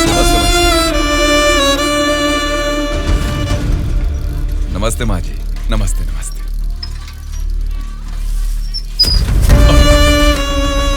ये क्या किया बहन जी? क्या देख के पता नहीं चल रहा? कचरा है। हाँ वो तो पता चल रहा है, लेकिन कचरे की सही जगह तो कूड़ेदान होती है ना। तो आपने ये कचरा कूड़ेदान में डालने की बजाय यहाँ सड़क पर क्यों फेंक दिया? हमेशा कूड़ेदान में ही डालती हूँ, आज ही जस्ट मिस हो गया। वो अच्छा, अंग्रेजी बोलना जानती हो, लेकिन ये नहीं जानती कि कचरे को कूड़ेदान में डालना चाहिए। ये सब करने से ही बीमारियाँ फैल रही हैं और इंसान बीमार होते जा रहे हैं। जरा उधर देखिए, कूड़ेदान में पूरा कचरा भरा हुआ है। उसे निकालने वाला म्युनिसिपैलिटी से कोई भी दिखाई नहीं दे रहा। 1 हफ्ते से बोल रहे हैं कि आएंगे, लेकिन अभी तक कोई नहीं आया। और तुम कह रहे हो कि मेरे कचरा फेंकने से बीमारी आ जाएगी? हाँ? तेरी बात से ना दुनिया बदले, तेरी चीख किसी तक ना पहुँचे, नाराज न तेरा बल ही है तेरा साथी, दब के न रहो, विश्वास है तेरी डोरी, डर के न रहो, उम्मीदें तेरे दिल में उठ के न रहो, जज्बात है तेरे रग में। Hello, municipality office. कौन बोल रहा है? नारायण स्वामी जी है क्या? अरे आपको कैसे पता चला? फोन में कैमरा लगाया हुआ है क्या? वो कुछ नहीं सर, हमारी गवर्नमेंट ऑफिस में जब लैंडलाइन बजती है तो वो आप ही का फोन होता है सर। बोलिए। सौंदर्य कॉलोनी में कूड़ेदान पूरा भर गया है बेटा। सारी कॉलोनी में बदबू फैल रही है, इसे जल्द से जल्द साफ करो। ओ ऐसा क्या? उसे साफ करने का काम हमारा नहीं है, प्राइवेट वालों को कॉन्ट्रैक्ट दिया है। क्या कहा? कचरा उठाने का काम भी प्राइवेट लोगों को दे दिया है? तो फिर आप क्या कर रहे हैं? आप जैसे लोगों के सवालों का जवाब दे रहे हैं नारायण स्वामी। ठीक है, उस कॉन्ट्रैक्टर का नंबर दो। हेलो, कॉन्ट्रैक्टर गंगाधर जी हैं क्या? हाँ बोल रहा हूँ। आप कौन?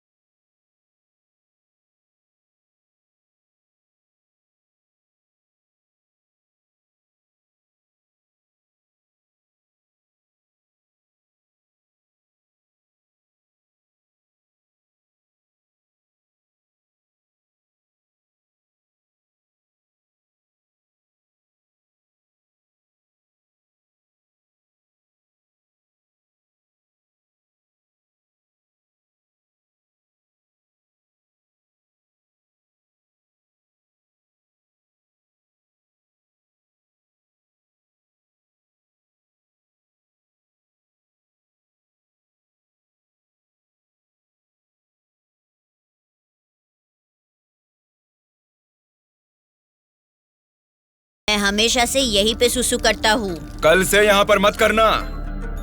सिर्फ कल ही नहीं करूँगा, परसों भी और आगे भी यहीं पे करता रहूँगा।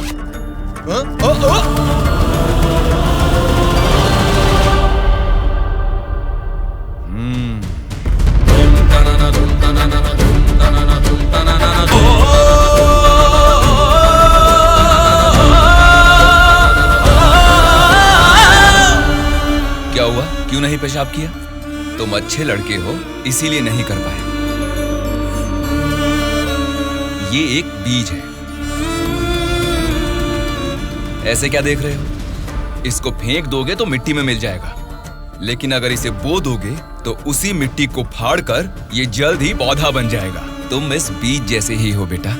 ये बीज एक बड़ा वृक्ष बनेगा, खाने को फल देगा। अगर नहीं भी दे पाया तो कम से कम 10 लोगों को छांव देगा, बारिश लाएगा। अगर तुम इसे बो दोगे तो ये बीज बड़ा होके तुम्हारे बाद भी तुम्हारा नाम रोशन करेगा। अब इसे बोना है या फेंक देना है, तुम्हारी मर्जी है।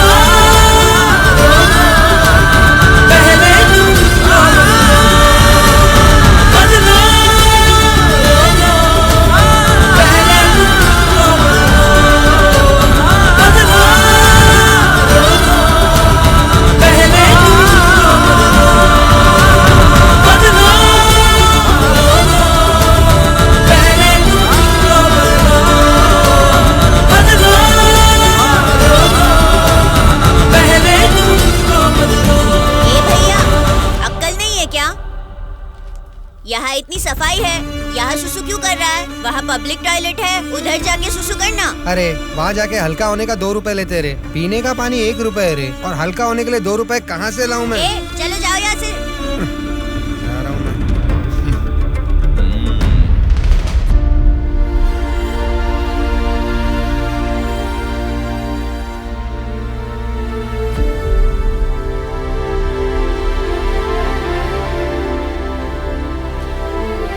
बेटा, राष्ट्रीय झंडे को उल्टा नहीं लगाते, गलत बात। राष्ट्रीय झंडे को ऐसे लगाते हैं, ऊपर केसरी, नीचे हरा। चलो झंडा फहराओ। क्या सोच रहे हो? तुम्हारा बोया हुआ बीज ही नहीं, मेरा बोया हुआ बीज भी बढ़ने लगा है, जल्द ही पेड़ बन जाएगा। चलो फहराओ।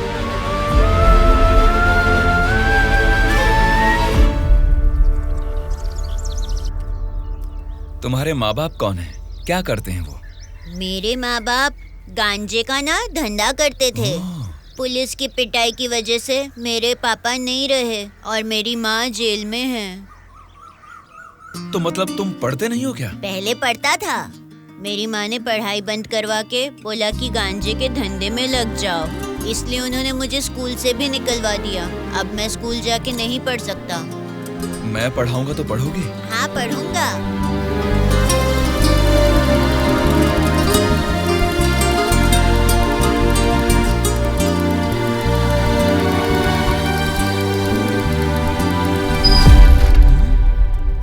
क्या कर रहे हो? स्कूल के बच्चों को दारू बेचना गलत बात है, वो भी इतने छोटे बच्चों को। 18 से कम उम्र वालों को दारू नहीं बेचनी। पता है ना तुम कानून का उल्लंघन कर रहे हो। कौन मैं? कानून की आंखों पर तो पट्टी बंदी है। पट्टी निकालो और अपने पीछे जेब में डाल दो। सिगरेट की दुकान स्कूल के बाजू में हो सकती है, मेरी वाइन शॉप नहीं हो सकती। मैंने कानूनन लाइसेंस लेके ये शॉप यहाँ खोली है। वैसे ही धंधा नहीं होने से हम परेशान हैं और तुम यहाँ आकर उपदेश देकर टाइम और धंधे की वाट लगा रहे हो। पढ़ाई करने वाले बच्चों को ही नहीं, पैसा मिलेगा तो दूध पीने वाले बच्चे को भी दारू बेचूंगा मैं, समझा तू? मेरा धंधा ही धर्म है। एक तो गलत काम कर रहे हो, ऊपर से चिल्ला रहे हो। हाँ चिल्लाऊंगा, क्या कर लेगा तू?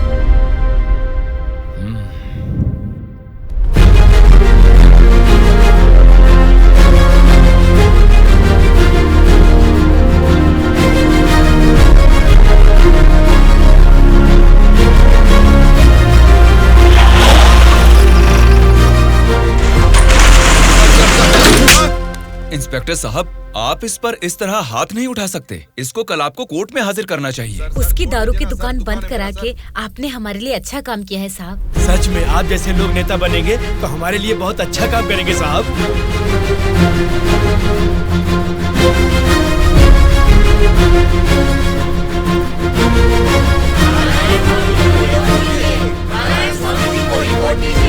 उस दिन जनता ने नारायण स्वामी को बहुत अच्छी मेजॉरिटी से जिताया था। जनता से इतना प्यार पाने के बाद उनके सुख दुख जानने के लिए वो हर एक चौखट पर गए। तभी उनको पता चला कि उनके क्षेत्र से गुजर रही गोदावरी नदी का पानी ना तो जनता को सिंचाई के लिए और ना ही पीने के लिए मिल रहा है। उन्होंने इस मामले को लेकर सरकार की नाकामियों के खिलाफ आवाज उठाई। उस चुनाव क्षेत्र की रेडियस कितनी है, वहाँ के भौगोलिक हालात क्या है, वहाँ के मौसम से कितनी बुआई करनी पड़ेगी जिससे किसानों को अच्छी पैदावार मिले, ऐसे बहुत सारे समस्याओं पर एक किताब ही लिखकर जनता के बीच में गए और उनसे बात की। सच कहूँ तो आज मैं नहीं जीता, बल्कि मुझे जिताकर आप सब ने लोकतंत्र को जिताया है।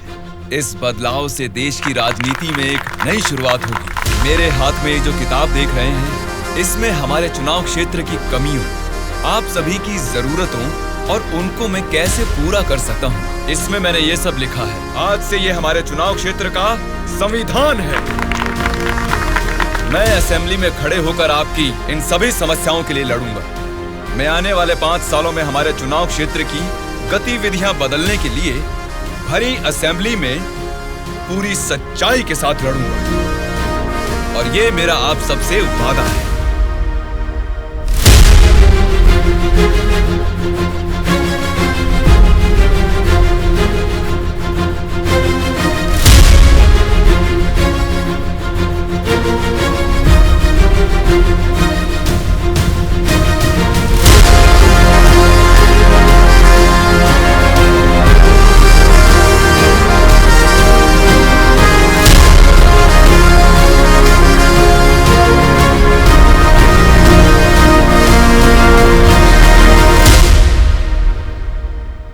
स्पीकर महोदय, ये हमारे चुनाव क्षेत्र की समस्याओं की किताब है।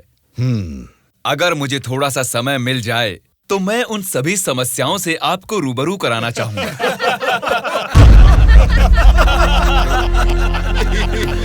अरे आप लोग हंस क्यों रहे हैं? मैंने कोई कॉमेडी की है क्या? नहीं ना, हंसना बंद कीजिए। अध्यक्ष महोदय, नारायण स्वामी जी को देखकर ऐसा नहीं लगता कि असेंबली में आए हैं, किताब लेकर स्कूल में पढ़ने आए हैं ऐसा लगता है। अरे ये आप क्या कह रहे हैं? इसमें हमारे चुनाव क्षेत्र की समस्याएं लिखी हैं।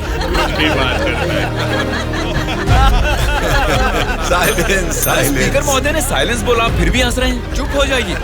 ये क्या स्पीकर महोदय, ये तो आपकी भी नहीं सुन रहे। The house is adjourned. Tomorrow at 8 a.m.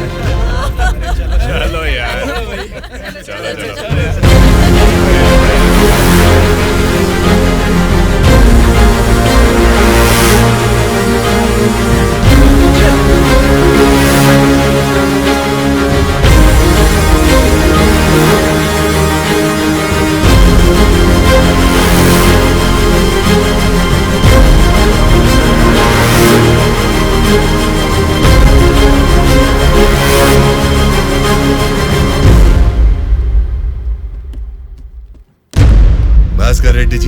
का अधिवेशन आपसे शुरू करते हैं। अध्यक्ष महोदय, पिछले सरकार की भ्रष्टाचार की वजह से पूरे राज्य का सर्वनाश हो गया है सर। क्यों सर्वनाश हुआ है उसकी वजह बता रहा हूँ अध्यक्ष महोदय। प्रचार तो राम राज्य का हो रहा था, लेकिन राज्य में राक्षस राज्य हो गया है अध्यक्ष महोदय, इसलिए इस तरह बात करनी पड़ रही है। ये क्या बोल रहे हो तुम? हमारी सरकार को राक्षस की सरकार बोल रहे हो? मुंह पे जुबान है तो क्या कुछ भी बोलोगे भास्कर रेड्डी? आगे के 5 साल तुम सत्ता में कैसे रहोगे ये मैं भी देखूंगा। तुम क्या देखोगे? मुंह बंद करके बैठो, नहीं तो बैठ जाएंगे। क्या कर लोगे तुम? मैं क्या करूंगा? हमारी मेजोरिटी कितनी है पता है ना? 100 लोग हैं। अगर हम चाहेंगे तो तुम में से एक भी असेंबली को छोड़कर नहीं जा सकता। हाँ, कुरुक्षेत्र में कौरव भी 100 ही थे, याद है ना? लेकिन अंत में क्या हश्र हुआ उनका? हमने भी हाथ में चूड़ियां नहीं पहन रखी। बहुत बोल चुके हो तुम, अब बैठ जाओ। तुम कौन होते हो हमें बिठाने वाले? तेरे सामने ही बोल रहा हूँ, अगर हमें गुस्सा आ गया ना तो असेंबली छोड़ के कोई भी बाहर नहीं जा पाएगा, कह रहा हूँ। क्या कह रहे हो? नहीं जा पाएंगे मतलब मारोगे हमें? दम है तो आ जाना, देखते हैं। ये क्या रे, हम लोग कुछ बोलते नहीं इसलिए सर पे चढ़ गए। तब से तुम ही हमें उकसा रहे हो। हमें उकसाएगा और हम भड़केंगे भी नहीं। हम क्या घूंघट ओढ़ के बैठे हैं? हिम्मत है तो हमको रोक के दिखा। रोज देखना है तो फिर आ जाओ, इधर का इधर ही फैसला कर देते हैं। आ जाओ, आ जाओ, अरे आ जाओ, मैं तो आ जा। बैठ जाइए आप लोग, बैठ जाइए, शांति रखिए। भास्कर रेड्डी जी, मैंने साइलेंस बोला ना, कंट्रोल रखिए। साइलेंस, साइलेंस, आप सब लोग बैठ जाइए। Silence, silence. 1 घंटे के लिए सभा को स्थगित करता हूँ। भद्राचलम चुनाव क्षेत्र के एमएलए नारायण जी को मैं बात करने के लिए अनुमति देता हूँ। महोदय, आज इस सभा में मैं इन सभी के सामने एक बात बोलना चाहता हूँ। प्रोसीड। महोदय, यहाँ बैठे सभी लोग जनता के प्रतिनिधि हैं। जनता ने वोट दी इसीलिए ये जीते। वोट देने वाली उस जनता के बारे में कोई बात ना करके इस सभा में एक दूसरे को कोसना, झगड़ा करना अच्छी बात नहीं है साहब। देखा जाए तो ये बेशर्मी है। अध्यक्ष महोदय, नारायण स्वामी जी अपनी मर्यादा का उल्लंघन कर रहे हैं। जनता ने आंख बंद करके वोट डालकर हमें नहीं चुना है। अध्यक्ष महोदय, इनकी मजाल तो देखिए, हमें बेशर्म बोलता है। इस बात के ऊपर तो नारायण स्वामी जी को तुरंत हमसे यहाँ क्षमा मांगनी चाहिए, अभी के अभी।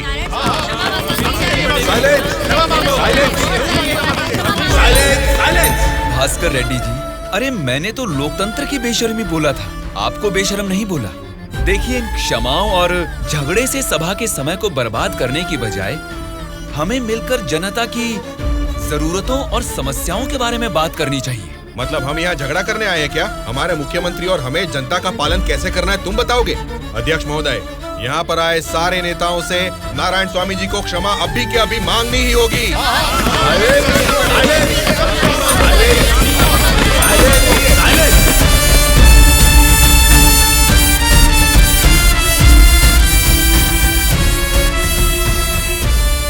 उनके बर्ताव से तुम क्यों दुखी हो रहे हो? सब ठीक हो जाएगा साहब, एक बार फिर आपको बोलने का मौका जरूर मिलेगा साहब। गूंगे को माइक पकड़ा देंगे तो कुछ फायदा थोड़ा ही होगा। जितने भी मौका देंगे होने वाला कुछ नहीं है। सोच समझ के तो बात ही नहीं कर पाता है ये बोलू, क्या बात कर रहा है तू? पागल हो गया क्या? मुंह बंद करके यहाँ से निकल जा, जा। उसकी बातों का बुरा मत मानिएगा साहब। उसने कुछ भी गलत नहीं कहा सुबैया। तुम उसकी बातों में गुस्सा देख रहे हो और मैं उन बातों के पीछे छिपी वजह।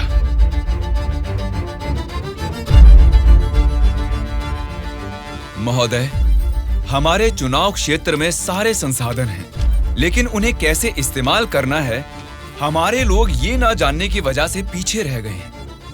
इस बारे में सरकारी पार्टी को कई बार विनती करने के बाद भी वो लोग फंड्स अलॉट नहीं कर रहे हैं। अगर ऐसा ही रहा तो हमारे चुनाव क्षेत्र की जनता हम पर भरोसा कैसे करेगी? बोलिए महोदय। नारायण स्वामी जी, आपके चुनाव क्षेत्र की जनता की समस्या के बारे में अगली बैठक में जरूर चर्चा करेंगे। अब बैठ जाइए। स्पीकर महोदय, अभी तो मैंने बस अपनी बात रखनी शुरू ही की है और आप मुझे बैठने के लिए बोल रहे हैं। नारायण स्वामी जी, प्लीज आप बैठ जाइए। श्रीनिवास जी, आप बात कीजिए। अध्यक्ष महोदय, इस सभा में सभी को बोलने का अधिकार है। मुझे अपने चुनाव क्षेत्र की समस्याओं के बारे में बात करने दीजिए। प्लीज नारायण स्वामी जी, आप बैठ जाइए। कम से कम मुझे 10 मिनट तो बोलने दीजिए महोदय, विनती है। श्रीनिवास जी, आप अपनी बात रखिए। स्पीकर साहब, सीएम के राज्य में राज की हालत देखेंगे तो द्वापर युग का मानो राम राज्य वापस आ गया हो महोदय। ये बात मैं नहीं कह रहा हूँ, स्वयं जनता जनार्दन बोल रही है महोदय। स्पीकर साहब, राम ने राज किया त्रेता युग में, द्वापर युग पाला है श्री कृष्ण जी ने। पहले ठीक से इतिहास तो जान ले, फिर बात करें। बोला था ना, गूंगे को माइक थमा देने से कुछ नहीं होने वाला। देख लिया, नेता तो ऐसा होना चाहिए जिसके सदन में बोलने से सब थर थर कांपे, सबकी धज्जियां उड़े, जरूरत पड़े तो वो लड़ने पे आ जाए। ये सारे गुण होते हैं सदन के नेता के। पर हमारे इस नेता को देखो, इनमें एक भी ऐसा गुण नहीं है। हम सभी लोगों ने अपनी पढ़ाई लिखाई बंद करके आपको इलेक्शन जितवाया था, किस लिए? ताकि हम सब लोग बेरोजगार बैठे रहे, कुछ ना करें।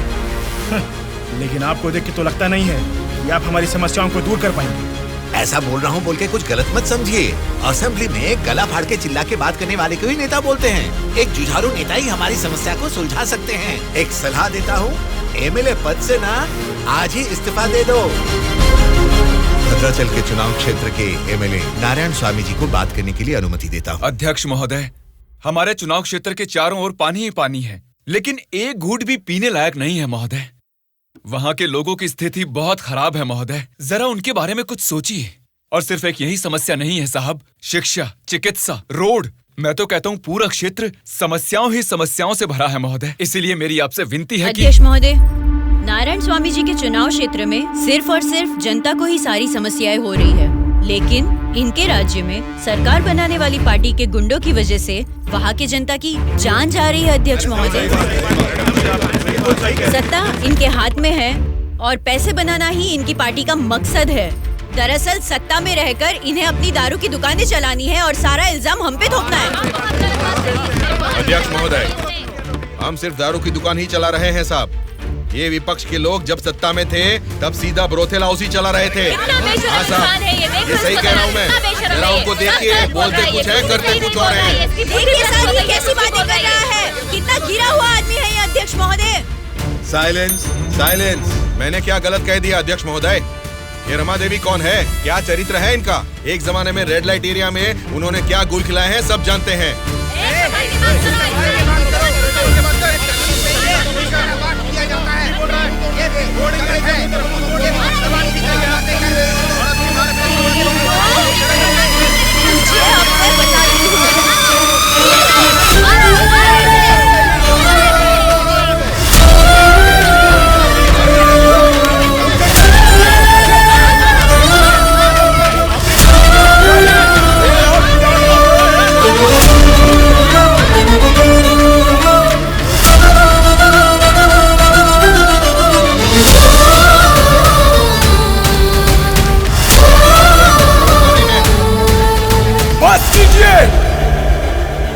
अरे ये संसद है या फिर कुरुक्षेत्र है?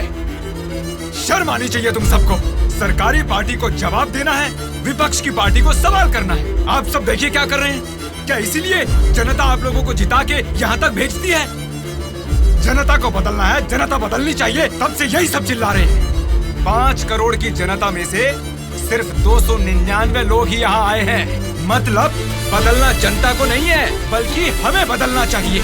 हमारे ऊपर भरोसा करके हमको वोट देके जिताने वाली जनता के लिए हमें कोई लड़ाई या जंग करने की जरूरत नहीं है, बल्कि उनकी समस्याओं की चर्चा करके उनकी जरूरतों को पूरा कर दें, यही बहुत है। लेकिन तुम लोग देखो क्या कर रहे हो, सिर्फ और सिर्फ अपने फायदों के बारे में सोच रहे हो और भोली भाली जनता को धोखा दे रहे हो। ये सब कुछ मैं इसलिए नहीं बोल रहा कि मैंने मार खाई और मेरा कुर्ता फट गया। ये एक बहुत ही पवित्र और महापुरुषों की जगह है, ये संसद भवन है। देखा जाए तो यहाँ पर आप जैसे लोगों के लिए कोई स्थान नहीं है। यहाँ पर सिर्फ साहसी, सच्चाई का साथ देने वाले ईमानदार लोग ही आने चाहिए।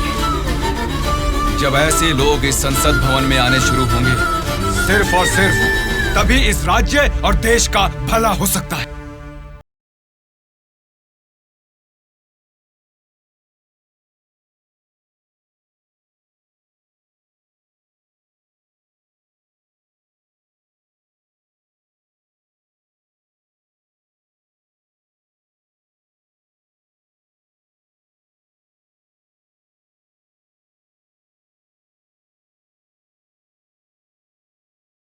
जी अंकल, उदास क्यों हो आप?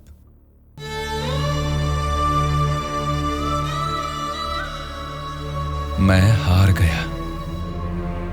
जनता से वादा करके उसे ना निभाने वाला नालायक बन गया मैं। क्या हो गया अंकल, आप ऐसे क्यों बात कर रहे हैं? सत्ता में आते ही हम कुछ भी कर सकते हैं सोचने वाले नेताओं को बदलना होगा। जब तक ऐसा नहीं होगा हमारा यह समाज कभी नहीं बदलेगा। ऐसा है तो मैं उनको बदलूंगा अंकल। क्या कहा? तुम बदलोगे? हाँ अंकल, मैं बदलूंगा। तो ठीक है, चलो मुझसे ये वादा करो। मैं वादा करता हूँ अंकल, उन सब को मैं सच में बदल दूंगा।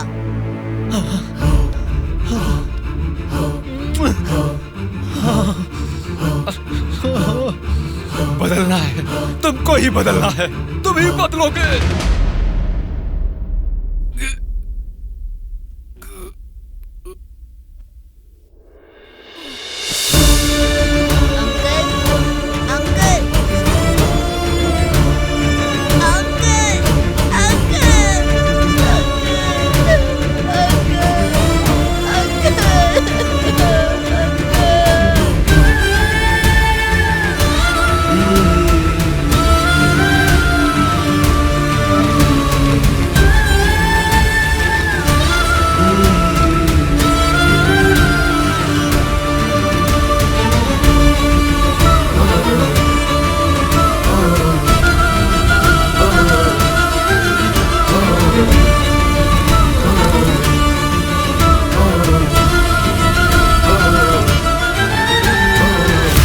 पिताजी के साथ किसी ने क्या किया, उससे हमारा क्या लेना देना?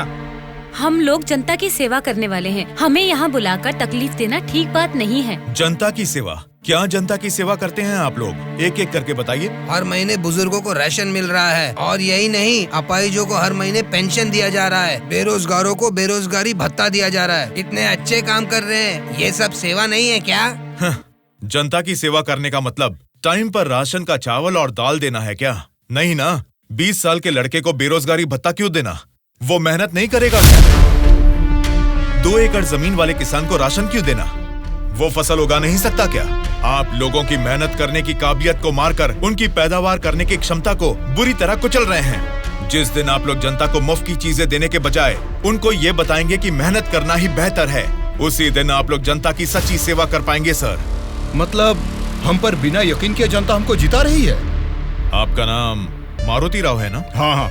आपका चुनाव क्षेत्र रामापुरम है ना? सही कहा, रामापुरम ही है। आपके रामापुरम के बारे में आप क्या जानते हैं, थोड़ा बताएंगे सर? क्या रखा है रामापुरम में? 4 वार्ड है, 6 सरकारी अस्पताल है और 20 प्राइवेट अस्पताल है। उसके बाद 12 सिनेमा घर और 130 वाइन शॉप है। इसके अलावा अलग अलग क्षेत्र के लोग हैं, अलग अलग जात के लोग हैं और अलग अलग धर्म के लोग हैं। बाकी ओसी कास्ट तो सब कुछ मिला जुला के 1 लाख। इनके अलावा BC SC ST ये सब मिला के 2 लाख वोटर हैं। उतना ही नहीं, फिल्म डायरेक्टर सुकुमार जी और हीरोइन अंजलि जी दोनों यही पैदा हुए थे। कुंडली निकालोगे क्या? Nice information sir. उसी रामापुरम में जहाँ हजारों किसान रहते थे, अब कुछ गिनती के ही क्यों रह गए हैं सर? मुझे नहीं मालूम, किसानों के बारे में हम इतना कुछ नहीं जानते। तुम बोलो, तुम्हें मालूम है तो? रामापुरम की पूरी वोटरों की गिनती है 4,80,000। उनमें पुरुष है 2,50,000, स्त्रियां है 2,28,000। बाकी लोग है 3rd जेंडर। वहाँ बारिश और पानी की सुविधा ज्यादा होने के कारण धान और गन्ना जैसे फसलों के लिए वो जमीन अनुकूल है। अब हम प्रॉब्लम की बात करेंगे। रामापुरम मेन सेंटर में एक बड़ी डंपिंग यार्ड है और वहाँ के रोड्स के बारे में हम आपको जितना कम बताएं उतना ही अच्छा है। ये सरकारी पार्टी की MLA है, आपकी पूछताछ सही है, लेकिन हम तो विपक्ष के हैं ना, हमें इनके साथ क्यों उठा के लाए? एक विपक्षी पार्टी होने के नाते आपको गवर्नमेंट का सपोर्ट नहीं है, लेकिन आवाज उठाने के लिए असेंबली तो है ना। समस्याओं पर वहाँ क्यों नहीं बात करते? जनता ने वोट देकर आपको असेंबली इसलिए भेजा क्योंकि उनको यकीन था कि उनकी कुछ भलाई होगी। लेकिन पेट्रोल के बढ़ते रेट की आपको परवाह नहीं, बढ़ते ब्याज की आप बात ही नहीं करते। किसानों की आत्महत्या आप लोगों के लिए कोई मुद्दा ही नहीं है। बदलना है, अपने सोचने का ढंग बदलना है, हमारे बर्ताव का तरीका बदलना है। हमें बदलने को बोल रहे हो, ठीक है, जनता की क्या बात है? वो नोट लेके वोट नहीं दे रहे क्या हमें? उनको क्या बोलोगे? पैसे लेकर वोट डालना आखिर जनता को सिखाया किसने? आप जैसे नेताओं ने ही ना। वोट पर नोट की आशा रखने वाले ही नहीं हैं, वोट का इंसाफ चाहने वाले लोग भी हैं। आप क्या करते हैं? ऑटो चलाता हूँ।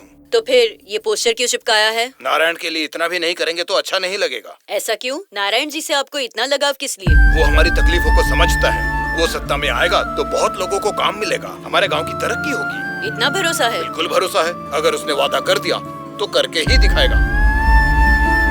जब हमारे एमएलए चिनकोटा जी को अरेस्ट किया गया था, मेरे पति ने उनको छुड़ाने के लिए धरने पर पेट्रोल से खुद को जला लिया था। तो चिनकोटा जी ने क्या किया था? वे बोले थे कि सरकार में आते ही बात करके पैसा दिलाएंगे। मिला क्या? उन्होंने जबान दिया था। वादा तो वादा ही होता है ना। आपके दिए गए वादे जनता के सामने सिर्फ कहानियां बनकर रह गई हैं। कम से कम अब तो बदल जाइए। पार्टी बदलने के एजेंडा जैसे नहीं, जनता की तकदीरें बदलने वाले एजेंडा बन जाइए। अगर अब भी आप लोग नहीं सुधरोगे और ऐसा ही करते रहोगे तो यहां से कोई भी जिंदा बाहर नहीं जाएगा। सूर्या, इनको समझाने का कोई फायदा नहीं है। ये लोग ऐसे ही रहेंगे। मेरी बात मानो, सबको मार डालो। अरे रुको भाई, रुको। ब्रदर, अगर आपको मारना है तो हमें मार दीजिए, लेकिन मरने से पहले हम सब बदलना चाहते हैं। हमको एक चांस तो दीजिए। इतने दिन जनता के पैसे कैसे लूटना है यही सोचते थे। अब एक मौका दे दो हमें। जनता के पैसे को जनता तक लौटाना है यही सोचेंगे। अब उस नारायण स्वामी के सपनों को हम सच करके दिखाएंगे। उसका नाम है सूर्या। ऑलरेडी एक मर्डर केस में वो सजा काट रहा है। सत्ताधारी पार्टी की सपोर्ट से वो जेल से बाहर निकला है। बहुत शातिर है वो। बड़ी होशियारी से वो दोनों पार्टियों के एमएलए को किडनैप करके लेके गया है। उसका प्लान क्या है, उसने क्यों किडनैप किया है, उसके सिवा और किसी को पता नहीं है। समझ गया सर। वो जहां भी हैं, सब एमएलए को सेफली लाने की जिम्मेदारी मेरी।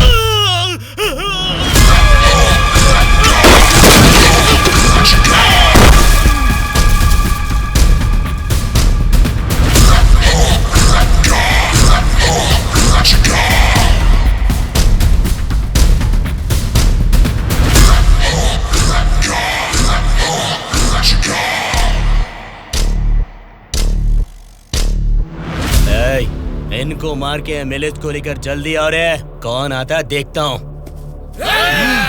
रुक जाओ।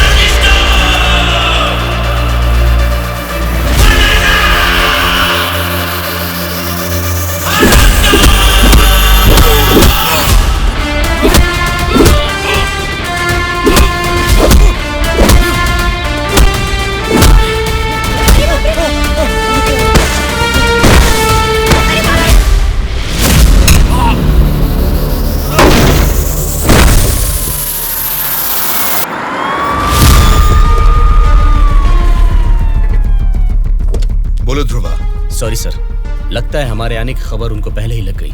What? हाँ सर, जब तक हम पहुंचे वो सब एमएलए को लेकर यहाँ से चला गया। तो अब क्या होगा?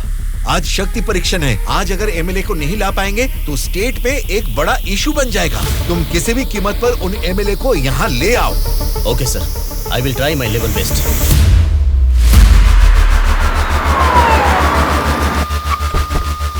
ये लीजिए मैडम फाइल, सबके दस्तखत हैं इसमें। हमारी गवर्नमेंट को सपोर्ट करने वाले एमएलए की लिस्ट सर।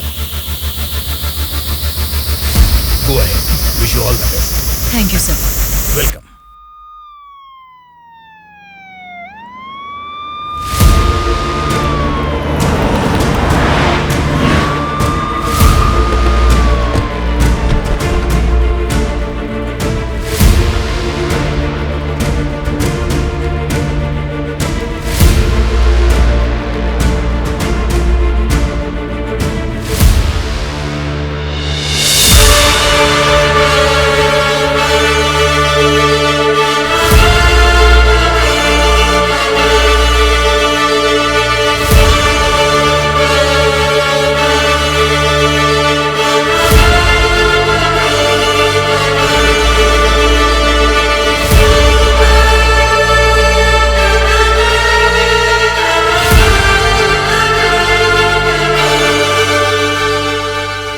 राज्य में पहली बार महिला चीफ मिनिस्टर बनने के लिए कांग्रेचुलेशंस श्यामला भारती जी।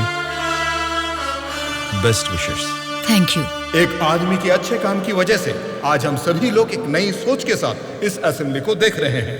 ये बात तो हमें मानना ही पड़ेगा। ये सदन पवित्र मंदिर जैसा है। इसकी गरिमा के लिए हमें सभ्य बर्ताव करना ही पड़ेगा। सबसे पहले मैं विपक्ष पार्टी से दरख्वास्त करूंगा कि उनके पास जनता की जो भी समस्याएं हैं उसका जिक्र इस सदन में करें।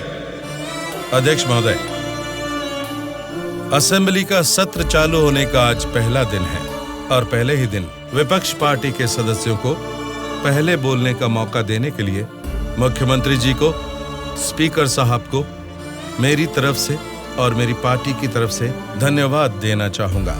पिछले 2 सालों में कोरोना महामारी ने जनता के जीवन को अस्त व्यस्त बना दिया है।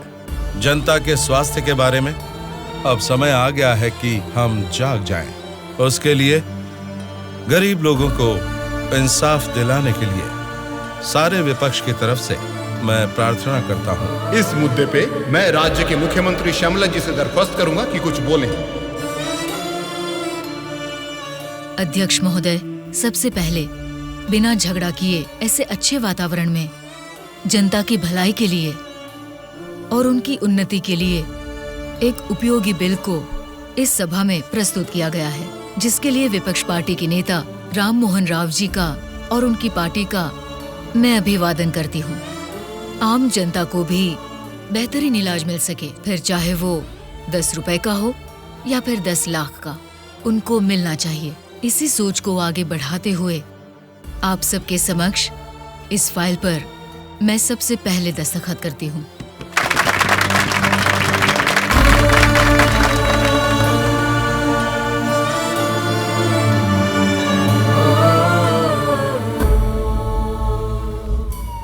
तुमने जो सोचा उसे पा लिया सूर्या।